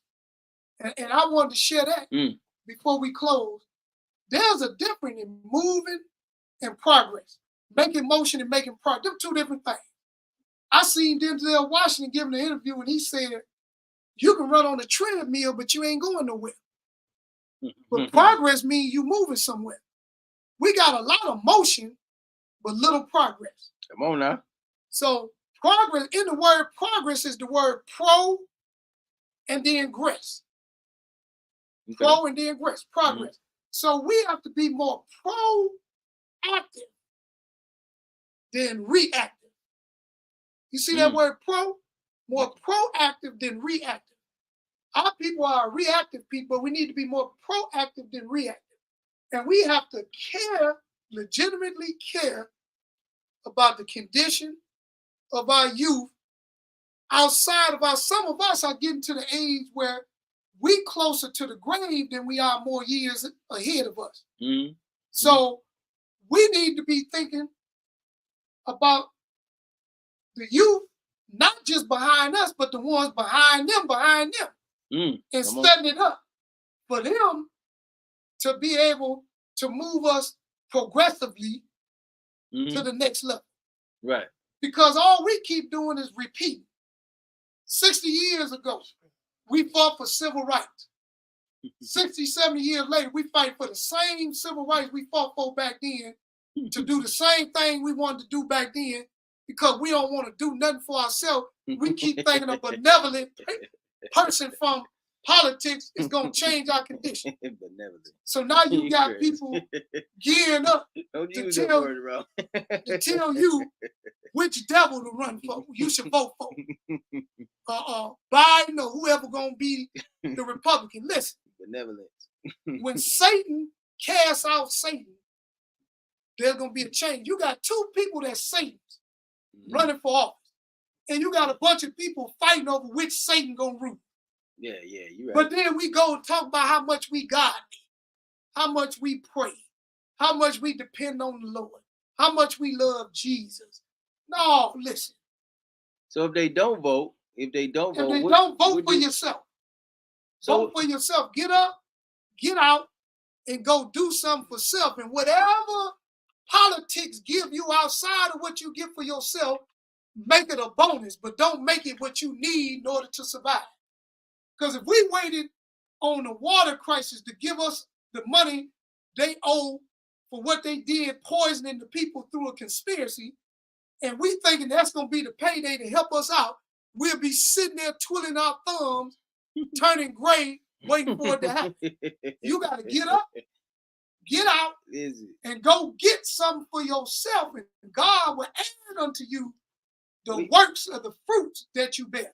But if you don't work and you just pray and wait, James said in the Bible that prayer without works is dead. Listen, we're gonna wait for another 10 years to this money drop. Now, dude, man, the folks do need to get paid though. Man, that little bit of money they finna give us is disrespectful, slap in the face, is wrong on all levels. However, I'm done with it because we at the end game now. You can come in the ninth inning, down 10 runs with 2 outs, and you got the bases loaded, and you think you finna hit a a grand slam to try to come back and you strike out. It's too late. They don't did what they had to do. We can't be reactive all the time. We need to be proactive sometimes. So now what we need to do is find, I don't say just like-minded no more, because there's a lot of people who say they like-minded. Let's find the people that's actively working to make a change and put the heads together of the active working people on a program, economic program, educational program, health program, having our own, like we got the grocery store. This is the example I wanted to say this at Kwanzaa, but I didn't get to shout say out to Reverend Flynn. Shout out to the North Flynn Food Market. Shout out to Reverend Thrill Care. We got the North Flynn. Shout out to the whole team on the North Side. I told Pastor Flynn this. But listen to this. In the food desert. Pastor Flynn will tell you, I told him this. He'll tell you if he white, he'll tell you. I said to him, it ain't enough to own a store, but all your products come from the enemy. We need to own the products going in the store. Come on, speak, brother. That's when you got real. We got a store, yeah. You own the building, and you own the operations of it. But everything that's gonna be in there gonna be from our enemy. So we need to own the farmlands that produce the food, to put the food in our store. We need to own the products, the hair products. What good is it to have a barbershop and a hair salon, but we still buy the clippers and the hair from the enemy? Why we can't own the clippers, own the hair, and own the barber? See, we got to think next level. We've been thinking low level for 100 years now. Let's think next level. It ain't good enough to own a barbershop. Now we need to own the clippers. We need to own the cleaning solution. They clean the clippers. We need to own the lights that they put the clippers under to sterilize the clip. We need to own the chairs that they sit in to cut there. That's what we should be talking instead of just owning a store. We need to own every product that's real black owned. That's black owned. That's where we need to go. We got to fan you off, brother. Okay. I'm just saying, that's real. That's where we need to go. We've been talking. Listen, I think my daughter, you ask my daughter, you say, McKenna, or what you want to be, what you want to do. This is what she gonna tell you. I want to fly planes, but I want to own the planes I'm flying. She next level. So she's saying, look, I want to learn how to fly, but I want to own the fleet of planes. Come on now. That's next level. I respect that. It ain't good enough to be able to fly the plane and say, well, it's a black woman flying the plane. No, we want to own a Boeing. We don't want to own Boeing 777. We want to own McKenna 252 planes. Come on. We want to have our own plane. We don't want to own the enemy's planes and be in their franchise.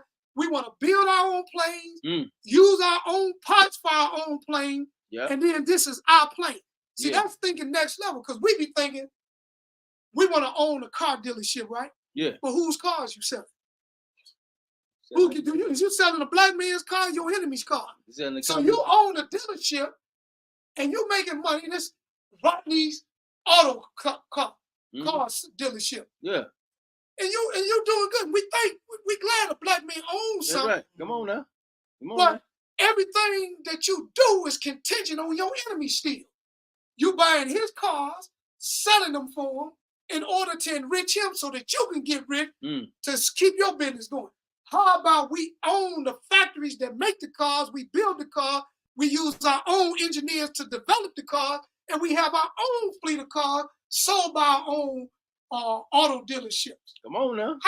Why we don't think? Because if we think and talk like that, we are speaking into existence in the young people.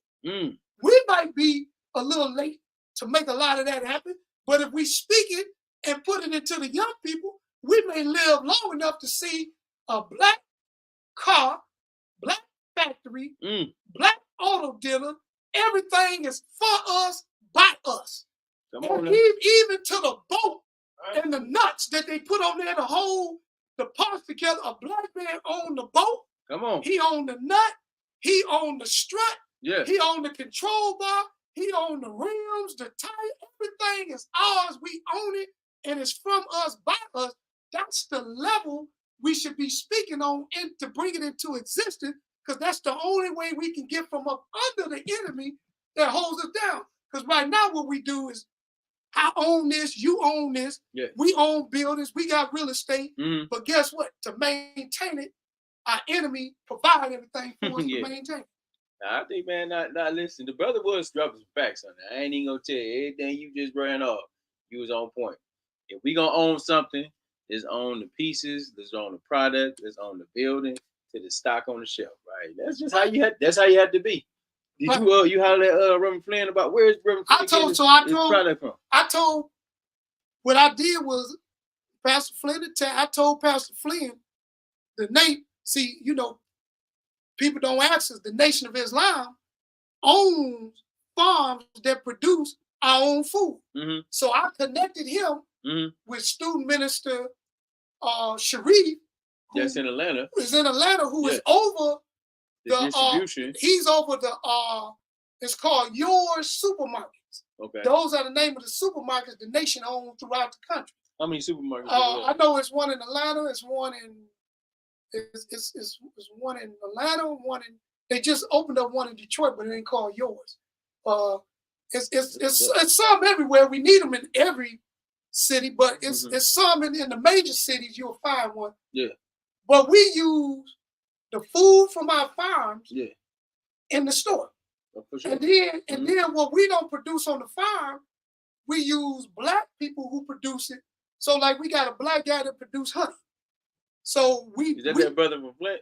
You know we got a beekeeper here in Flint. No, the honey we get come from Atlanta. It's a brother. So we get cereal, orange juice, honey from a black company. Even hot sauce and seasoning is owned by a black guy. But we produce the bean, rice, lentils, some more stuff. So the lady might put it on the thing. It's some more stuff we produce on our farms, and you can buy this food on the website. Like I just got navy beans, red lentils, black beans, and some soap, because we got our own soap too. Is it black soap? Black soap, not soap made by a company who we buy. I'm talking about it's a black bar soap. No, we got soap, peppermint, goat milk, lavender, soap produced by he make it from scratch. Him and his wife. I had some of that. If you come to Savior's Day on Friday or Saturday, there's going to be venues set up inside of the Huntington building where you can go find it. You're going to find the people who's selling it. They'll show you how they make it. But our farms sell it. We buy, my wife loves it. We buy a box of it. I like the peppermint. The peppermint one. But what's my brother's name? 19 Keys. 19 Keys. Big shout out to 19 Keys and them, man. My brother Troy. Shout out to brother Troy Muhammad in Detroit. Big shout out to my brothers out that way. Brother Ben. Shout out to brother Ben X. You know what I'm saying? Man, I rock with the brothers, man. See, we got to do better at speaking truth to power, but then speaking new reality into the youth.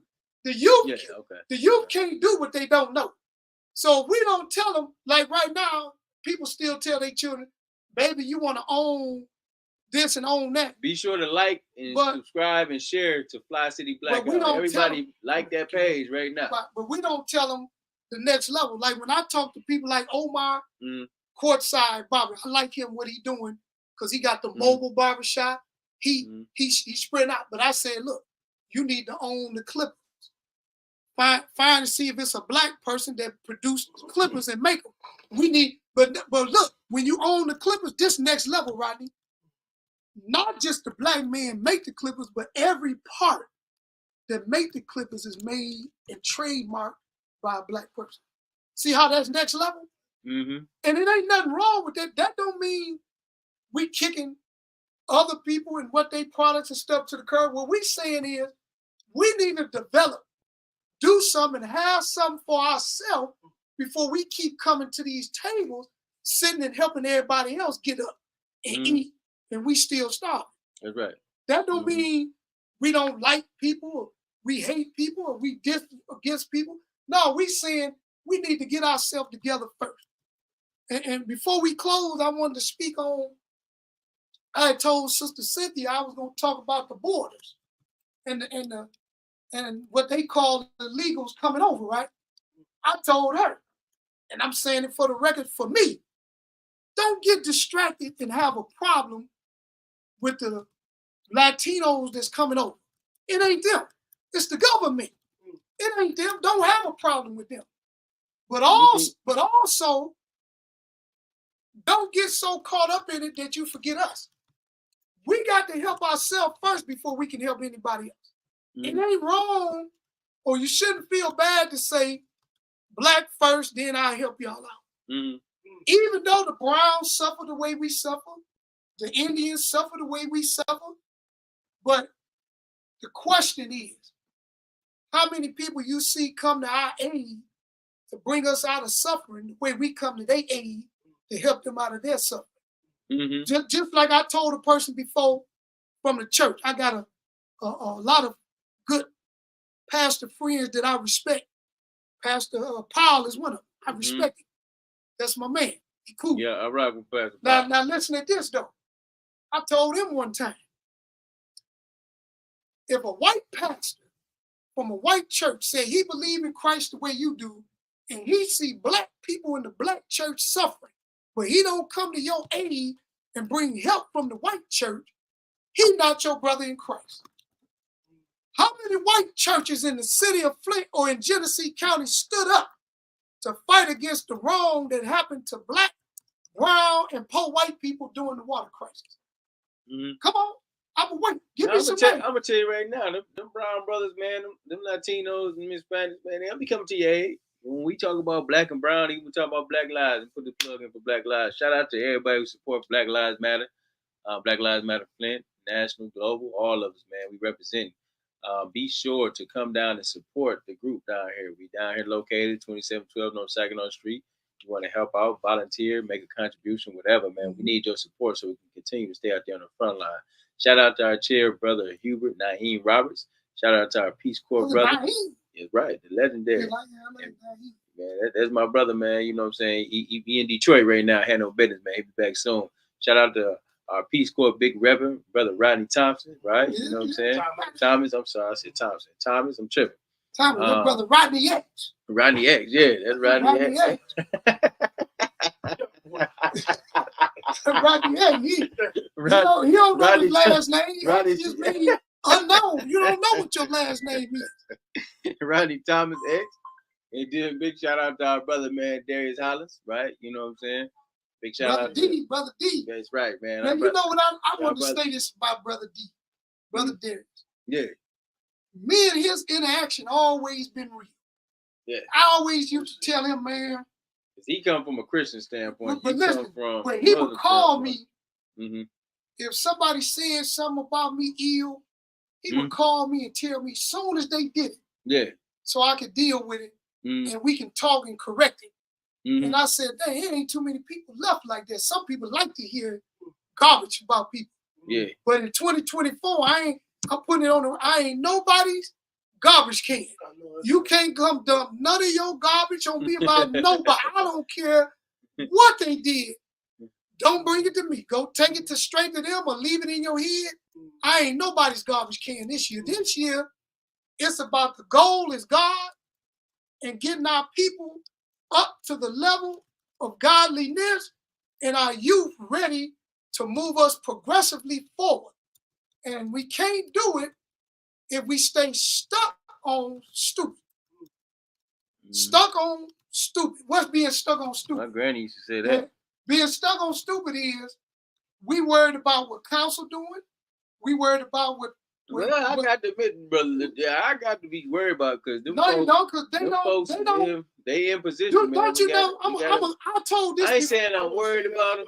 I ain't saying I'm worried about them, but I'm saying though we have to hold them accountable. I'm not holding them accountable. Listen to this. This is what I'm doing, bro. I'm holding myself accountable because they don't make my life. I do. Don't you know? They don't make your life. Don't you know? It ain't nothing that the I'm president do I'm talking about in a law. or anybody do in politics that help me live and do what I do. I do what I do because I get out, I go out and make it happen. Now, there's no laws, nothing they doing that's helping me. I just make it happen. Now, if I was doing something that counted on them to make a law to make it better for me, then I might feel a little more, want to be a little more involved to get them to do it because I live my life by choices they make in office. Okay. But what I do, I don't need nobody to do nothing for me, Now, but just leave me alone. If you need to go down, Let me do what I do. Go down there and get your, if you need to go down there and get your workers permit, you do. Nope. I don't have a workers permit. So but you gotta go down and get to get a permit on the building. Oh, but I go pull a permit. But that don't have nothing to do with council. It could be on some bullcrap down there. No. Like, yeah, we ain't rocking with you. No. Access denied. No. You don't go through council. You go to the building office. You fill out the form. They look on the computer and see if you licensed, and then they just say $140 or whatever it costs for the permit. Now, where you can have problems with them at is if you don't get along with them when they come out. They can assess your job with a magnet, with it'd be like, okay, DeWaun, this is 1/4 inch off. You gotta fix that, and then call me back. See, they can do that, but that don't have nothing to do with politics. All I'm saying, so for us though, real talk though, yeah, they don't govern my life. Not at all. I did good during the pandemic. Saying, though, let me say this though. All I'm saying is, when it comes to everybody else as a collective, they have a role and responsibility to the people. That's what I'm saying. Guess who the only people should be looked out for in the community? The elders and children. The elders and children, and those who can't look out for themselves because they may be mentally challenged or whatever. Then what should go to them by human right, not by law or government, but by human right. Then you fight to get them that, but don't care about them trying to make life easy for you. You make life easy for yourself. Look what what Captain Dennis just said. Captain just said politics, it will touch some aspect of folks' life. That's just some folks. It may not be you because you're an independent contractor, you do your own thing. I'm saying right? But most folk in this community though, brother, they need some type of, let's say, democratic order. Right, and that stuff touch and affect their lives. But whether we know it a lot, just like you talk about the elders. Yeah, it'd be good if we could just go out and put new rules on all the elders' places because we had the finance to do so. But when we got the dollars down there that could be allocated towards seniors and support and renovation of property here in the city of Flint, we need y'all to do that. But you do you do know the democratic process. The word democracy came from the Greek word demos, kratos, the Latin word demon, krasi, which means devil, rule of the devil, or rule of the wicked. So I don't believe in a democratic or democracy. I believe in a way of life that's rooted in peace and submission to the higher power. Shout out to the Democratic Democracy Defense League, Mama Claire. Yeah. Because I'm with you. I understand that that locally politics can affect people immediately in their life because the way their life is set up, it filters through that process, right? Mm-hmm. I understand that. What I'm saying is that those people usually don't go down there and bicker and fight and complain about not getting what they should get. It be the people who don't need it that's down there. And they be saying they doing it in their behalf, but it never reaches the people who really need the help. Like right now, all the bickering, fighting, complaining, and talking about people and recalling people, how has that helped the elderly person with the roof that got a tarp on it and water coming through? How does it help? Ain't their roof still leaking? Ain't the tarp still up there? The roof is leaking. And is they gonna get any money anytime soon to fix it? With this current democracy setup, with our current branches of government, it's gonna be difficult, right? Right. But the thing is, though, man, listen, I'm a do. So what should you do? Go gotta find do for self. Go find somebody else. So you got a lot of people with a lot of money around here. I'm telling you, if you got free, like, say you got a cat, even the street people, you can go to the street. Hey man, I got nephews, great nephews in the street. Hey, look, man, let's say for instance, we talking about Mother Deloney need a roof. I don't know if she's doing that, but If Mother Deloney needed a roof, I will go. But look what I'm put saying. the roof up myself. I know, but look, this is the example I'm getting. Say she need. I go to the street. I would go tear to up. my nephew. I say, hey man, I would go tear I up. need I would go tear up. I would go $6,000. tear up Neely's roof and put that roof right on Mother Deloney. No, you can't do that. But listen, I go and I say, hey, we got an elder in the community that need a roof and it's $6,000. I need y'all to make that happen. They come. I got the skills and the people. What's up, Brother George? They bring me the money. We go put the roof on. That's what we got to start doing immediately while we waiting for them to help. Immediately, the people who are in an emergency where the water is pouring through, we need to hit the community, hit the people. Hey, man, look, that lady down the street from me, OG, man, we need $6,000. We going to put a roof on her house, and we need to do it immediately. We collect it, go put it up there. Then if they finally kick in and start doing them, then all praise is due to God. But until then, we have to find a way to make it happen because she can't wait for them to get it together to do what they got to do. She need help right now. That'd be my point on why would we be fighting each other and going after each other when we should be trying to demonstrate coming up with solutions to deal with an immediate problem, and then hope while we're dealing with the problem, the people who got the means and resources will kick in and do what they're supposed to do. But they can't sit and wait.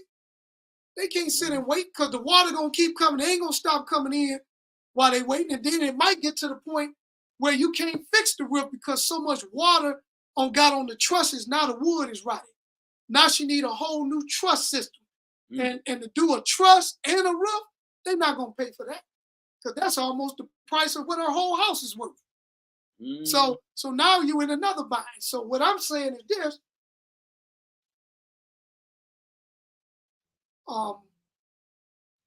What I'm saying is this, that close your ranks, stand with those who earn the right to be stood with, and don't worry about the ones that are not. Don't speak on them. Don't bring them up. Don't talk about it. Just let them be them, and everything will work itself out. I'm standing with the Honorable Minister Louis Farrakhan to the end. I ain't gonna punk out like the disciples punked out on Jesus. That's why I study them to make sure I don't punk out. Because you can punk out. You better not, man. You can punk out different than how Peter punked out, how Judas sold it. You can punk out by just not doing nothing. Did you know that? So that's what motherfuckers doing right now. They're punking out doing nothing. So if you know that the mission is to resurrect the mentally dead black man and woman back to themselves with the knowledge and information you have, but you just sit on it and don't share it, you punking out on the minister. If you ain't going out and every time you cross the path of a young person, you don't say something to him. You won't even say hi or peace or how you doing, young, but you just walk past him. You punking out on the minister. You don't have to do like the disciples did in the last hour. All you got to do is don't do nothing while he here and you punking out on him already. We got a lot of folks that's been punked out, unfortunately. That's the case. We got a lot of folks that's punked out and ain't gonna never be about nothing, man. It's time to bring real man back. But we can't worry about them. Let them go, brother. We gonna let them go, but we thin, brother. We thin. We thin, but guess what? 10 righteous, unified. No, let me give you the example in a minute. Let me put it like this so you can really see the power. Oh, good. The Honorable Minister Louis Farrakhan said one time in Savior's Day, he said 100 righteous people that were disunified was weaker than 10 unrighteous people that was unified. And you like, what? It's 100 righteous. So look at the analogy. You got 100 people that's righteous, but they don't have unity. They don't work together. Okay. And you got 10 people that's unrighteous, Mm-hmm. but they work together. Okay. They stronger than the 100. Yeah. So the goal In is, some regards. the goal is to be not unified, but collaborative in our efforts towards the same goal. And use your talent and gift that God gave you in the mission. You don't have to come join me and do what I do. Keep doing what you're doing, and let's find a way to make it work together. Mm-hmm. That's how we do it. Collaborate. You don't have to change yourself to be in the mission. Mm-hmm. Just change your active work in the mission. Be more active. Do more in the mission. Be willing to suffer. Be willing to be ridiculed. Be willing to get a little knot upside the head. You may go to jail, and you may have to die for the cause. Come on now. What is it? What Be is it? willing to do it. Be willing. Be willing. Because some people stop it going to jail. Some people stop it dying. Everybody ain't gonna go all the way. People stop before all that. They stop because they gotta go get up and go to work tomorrow. They gotta go to work in the evening time. Well, look, I gotta go to work. I gotta work third shift. I would say We on the line right now, man. I would say this for real.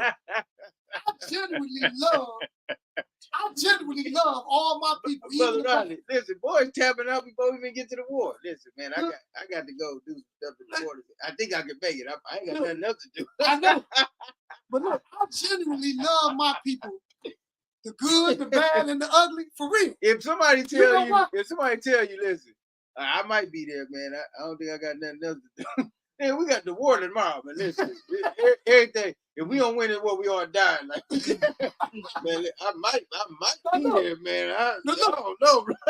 on DeWaun's tip, I go back to scripture. It's a time and a place for everything. In the book of Ecclesiastes, it's a time to sleep. It's a time to wake up. It's a time to go to war. It's a time for peace. Man. It's a time to kill. It's a time not to kill. So it's a time for everything. What we have to do and understand and know is when to be on time with time. Because sometimes we be out of time, and that's why when we speak and do certain things, it don't have the effect that we would like it to have because we did it before. So Jesus, so look, Jesus said, I'm gonna close with this. For my church people. Jesus said in the book of John, he said, it's expedient that I go away. For if I not go away, he, the Spirit of truth, will not come to you.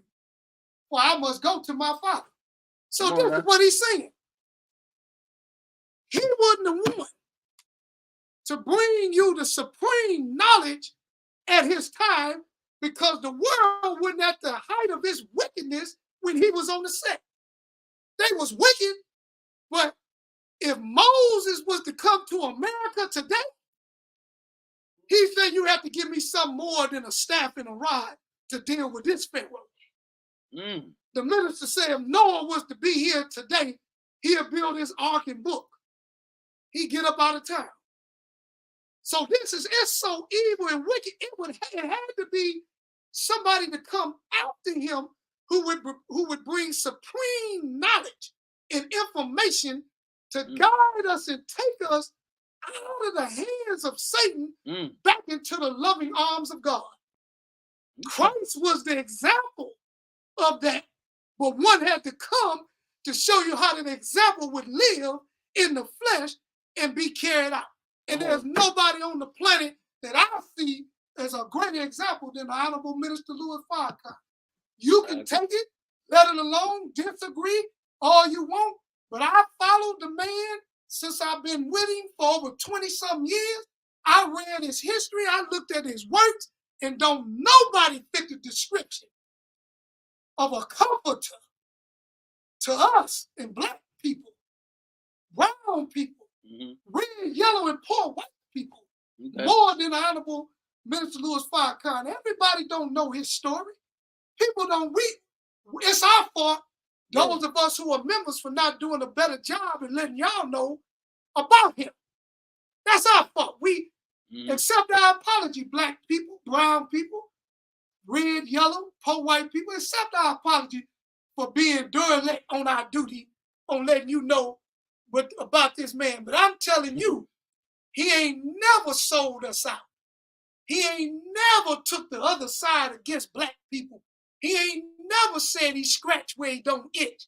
He always stood. And when a man willing to go through that much hell to bring us heaven, the least we can do is stand by him and help him to bring hell to the hell raiser. I respect that, man. I do respect, the honorable Louis Farrakhan, man. The brother is a legend, man. I did not know he was 90 years old, man. I just appreciate what he has. He don't look 90. Nah, he don't look like it. I just appreciate what he represents, man. You didn't know he was 90, Brother Remy? I just appreciate what he represents, man. That brother been standing the test of time for a long time. Right? And ain't never switched up. And we gotta let the young people know about him. Young brothers, we they got to know it's a black man that won't bend, won't bow, won't break, and look at this, a black man that the whole world is afraid of in power. Come on. They said they was gonna bring it before Congress. The man said, "Bring me before Congress. You ain't got nobody in Congress that can handle me. Bring me before Congress." Why? You ain't gonna bring him before Congress. He exposed all of y'all and the whole world to see your nakedness for what it is. So they don't want to deal with him. But guess what's happening? A whole bunch of little Farrakhan's being made, and his people that the minister on inspired, instructed, and guided, that they can't even deal with. So they really can't handle him. You got a student minister, Nuri Muhammad. Student minister, Dockley Wesley Muhammad. You got little brother Ben X. You got Rizza Islam. You got Cam Dennis. Look at these people. Look at these people who the minister inspired, and the enemy can't handle them. What do you think they're going to try to do with the minister? Nothing. But we need to let the youth know about there's a black man, there's hope. Don't think it ain't no hope. Don't think all is lost. People it ain't no real leaders. It ain't no black leader. That's a lie. The minister is bigger than a leader. That's a disrespect to just say a leader. He bigger than a leader. The minister is the saving grace for the entire planet. Black, white, red, brown. If the minister wasn't sent by God, then show me somebody who sent somebody by God and show me that they did what he did. Otherwise, let's just go and give the man his due and do what we should do. The minister never tell us to harm nobody. He never tell us to do wrong to anybody. He always tell us to go into ourselves and meet with God, have a conversation, and try to mend the relationship so that you can become one with who's inside of you. He never tell us don't like a Christian because they believe in Christ. He never said don't like a Jew because they follow Judaism. He never said he never told us to hate white people. That's what the enemy said. The Honorable Elijah Muhammad said, know your enemy. He didn't say hate them. What good hate gonna do? That's just a fiery emotion. But if you know them, you know how to make decisions to deal with them, don't you? So that they can't harm you or cause you harm or anybody around you. See, rising above emotions into the thinking of God is a heavy thing to study. When the Honorable Minister Louis Farrakhan gave us the study guides, he called them self-improvement, the basis for community development. Self-improvement, here go yourself, improving yourself, is the basis for community development.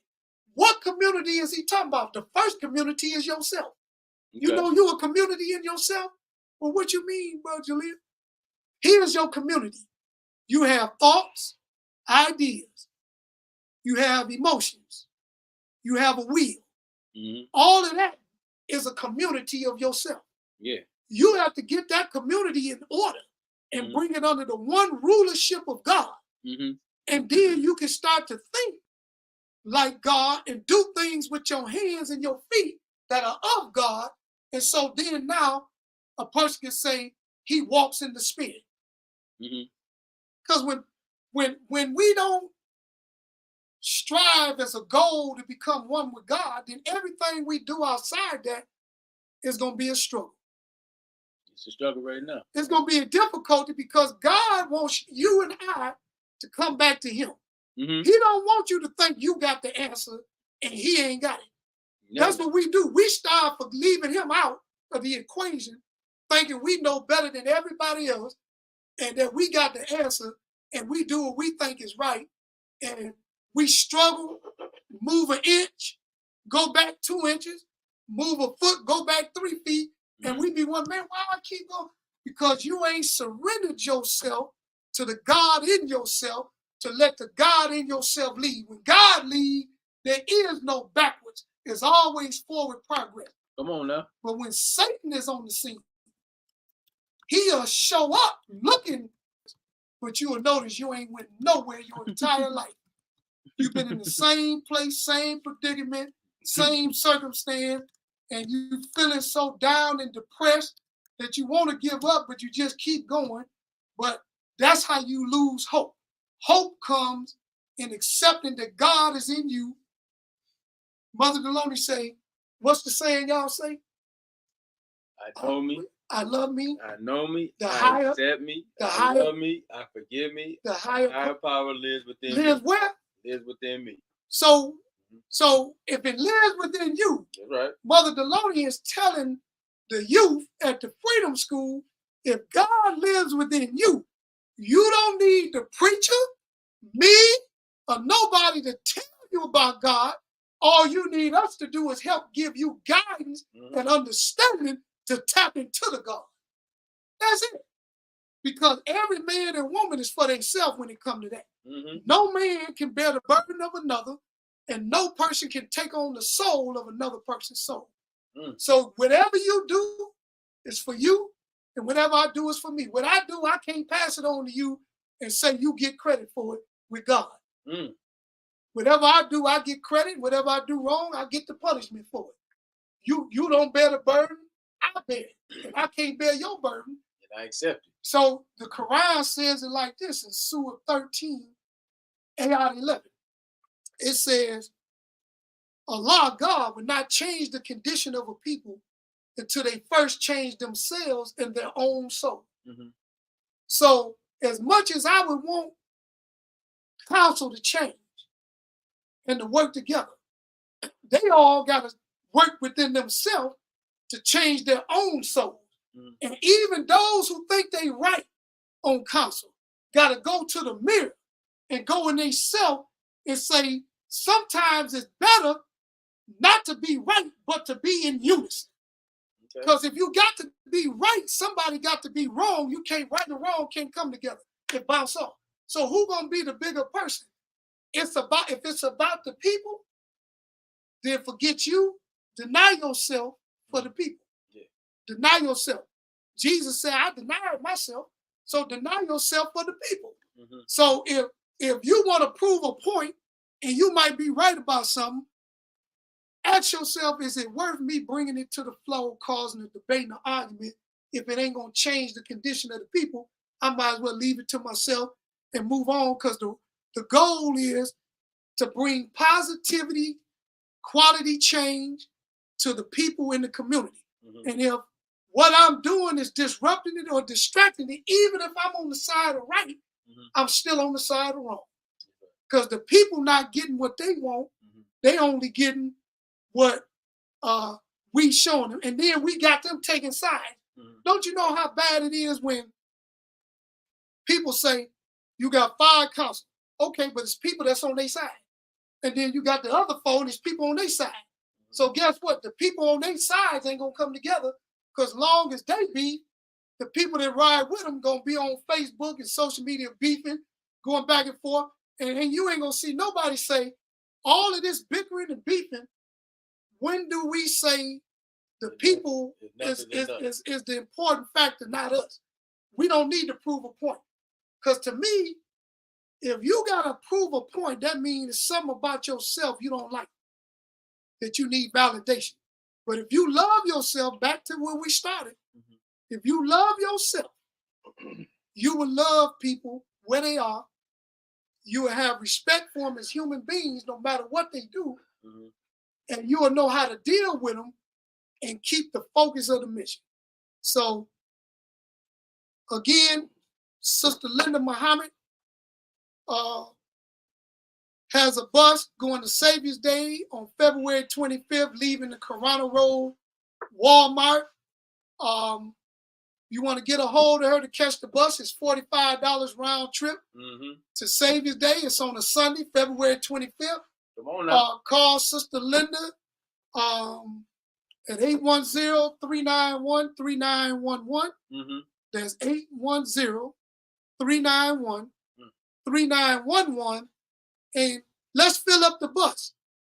Let's take some people down that's ready to hear a word that would not only change the life and condition of how they see the world, but will put them in active motion to change the community where they live around them, which will ultimately build up and change our circumstances that we're in. As Dr. Claude Anderson said, it's not one, we don't have one Black community in the United States.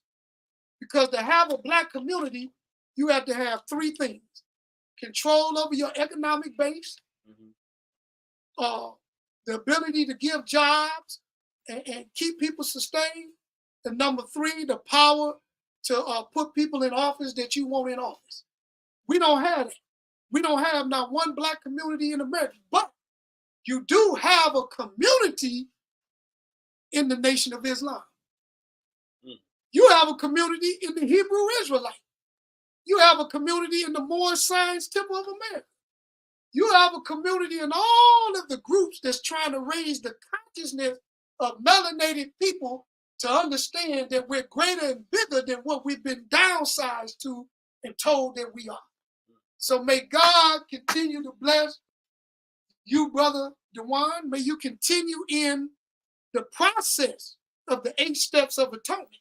Because the first step is someone must point out the wrong, and the second step is you must recognize the wrong that was pointed out to you. And then finally, when you get to the 8th step, which is to have a perfect union with God and a union and understanding with those you may wrong, then you can begin to grow. Some people may not want to be in the process of Brother Rod. All right. We about to like it We're down going to right close now. it now. You may not want to be in the process of I need you real quick. Of atonement, but we got to do it. We got to do it in order to get to where we need to go. So we inviting everybody to come out.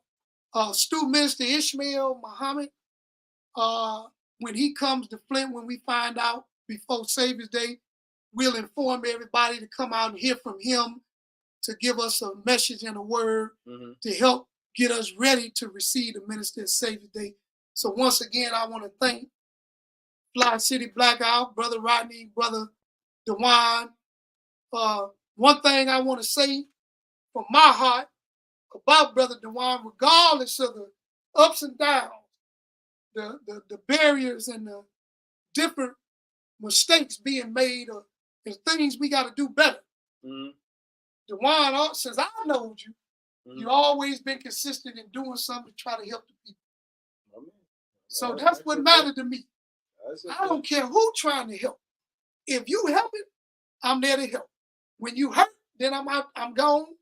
And if you hurt to where it hurt, then we got to get rid of you. So if I ever went against that, I don't mind being taken out, because that's how real it is, right? You got to stand for something. You're gonna die for anything.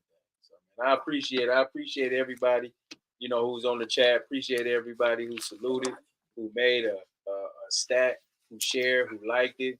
We appreciate. All right, you got it. We appreciate everybody who tuned in to Fli-City Blackout. You can catch us on the broadcast on Facebook Live or YouTube. Be sure to like the channel on YouTube as well. You know, we just trying to have some real constructive conversation, right? We really want this community to move forward, and we're gonna do that. Like the brother said, man, if you're not helping, you hurt. So I can say, man, I appreciate all the folks, Brother Dennis, Sister Linda. Make sure you tap in for Savior's Day. We'll be out there in Detroit. We got the bus leaving from Kwanzaa Road. We all on there. We loving. We building. You know, we're going to continue to stay strong, be soldiers on the front line for what's right. And so, you know, just continue to keep, man, just rocking with us, man. Appreciate you, Brother Jalil, man. Yeah. And you always come with the fire. Yes, sir. Yes, sir. And then we're going to be back in the mix. So we'll be bringing Brother Jalil back in. We'll be bringing Brother Dennis in. Let us know about Brother Ishmael. Yeah, as soon as Ishmael Okay. come, I'll let you know. Okay. All right, man. We tapping out. Man, appreciate y'all. Keep signing in. Sign in. Make sure you like, share, subscribe to Fli-City Blackout. Get this information out there.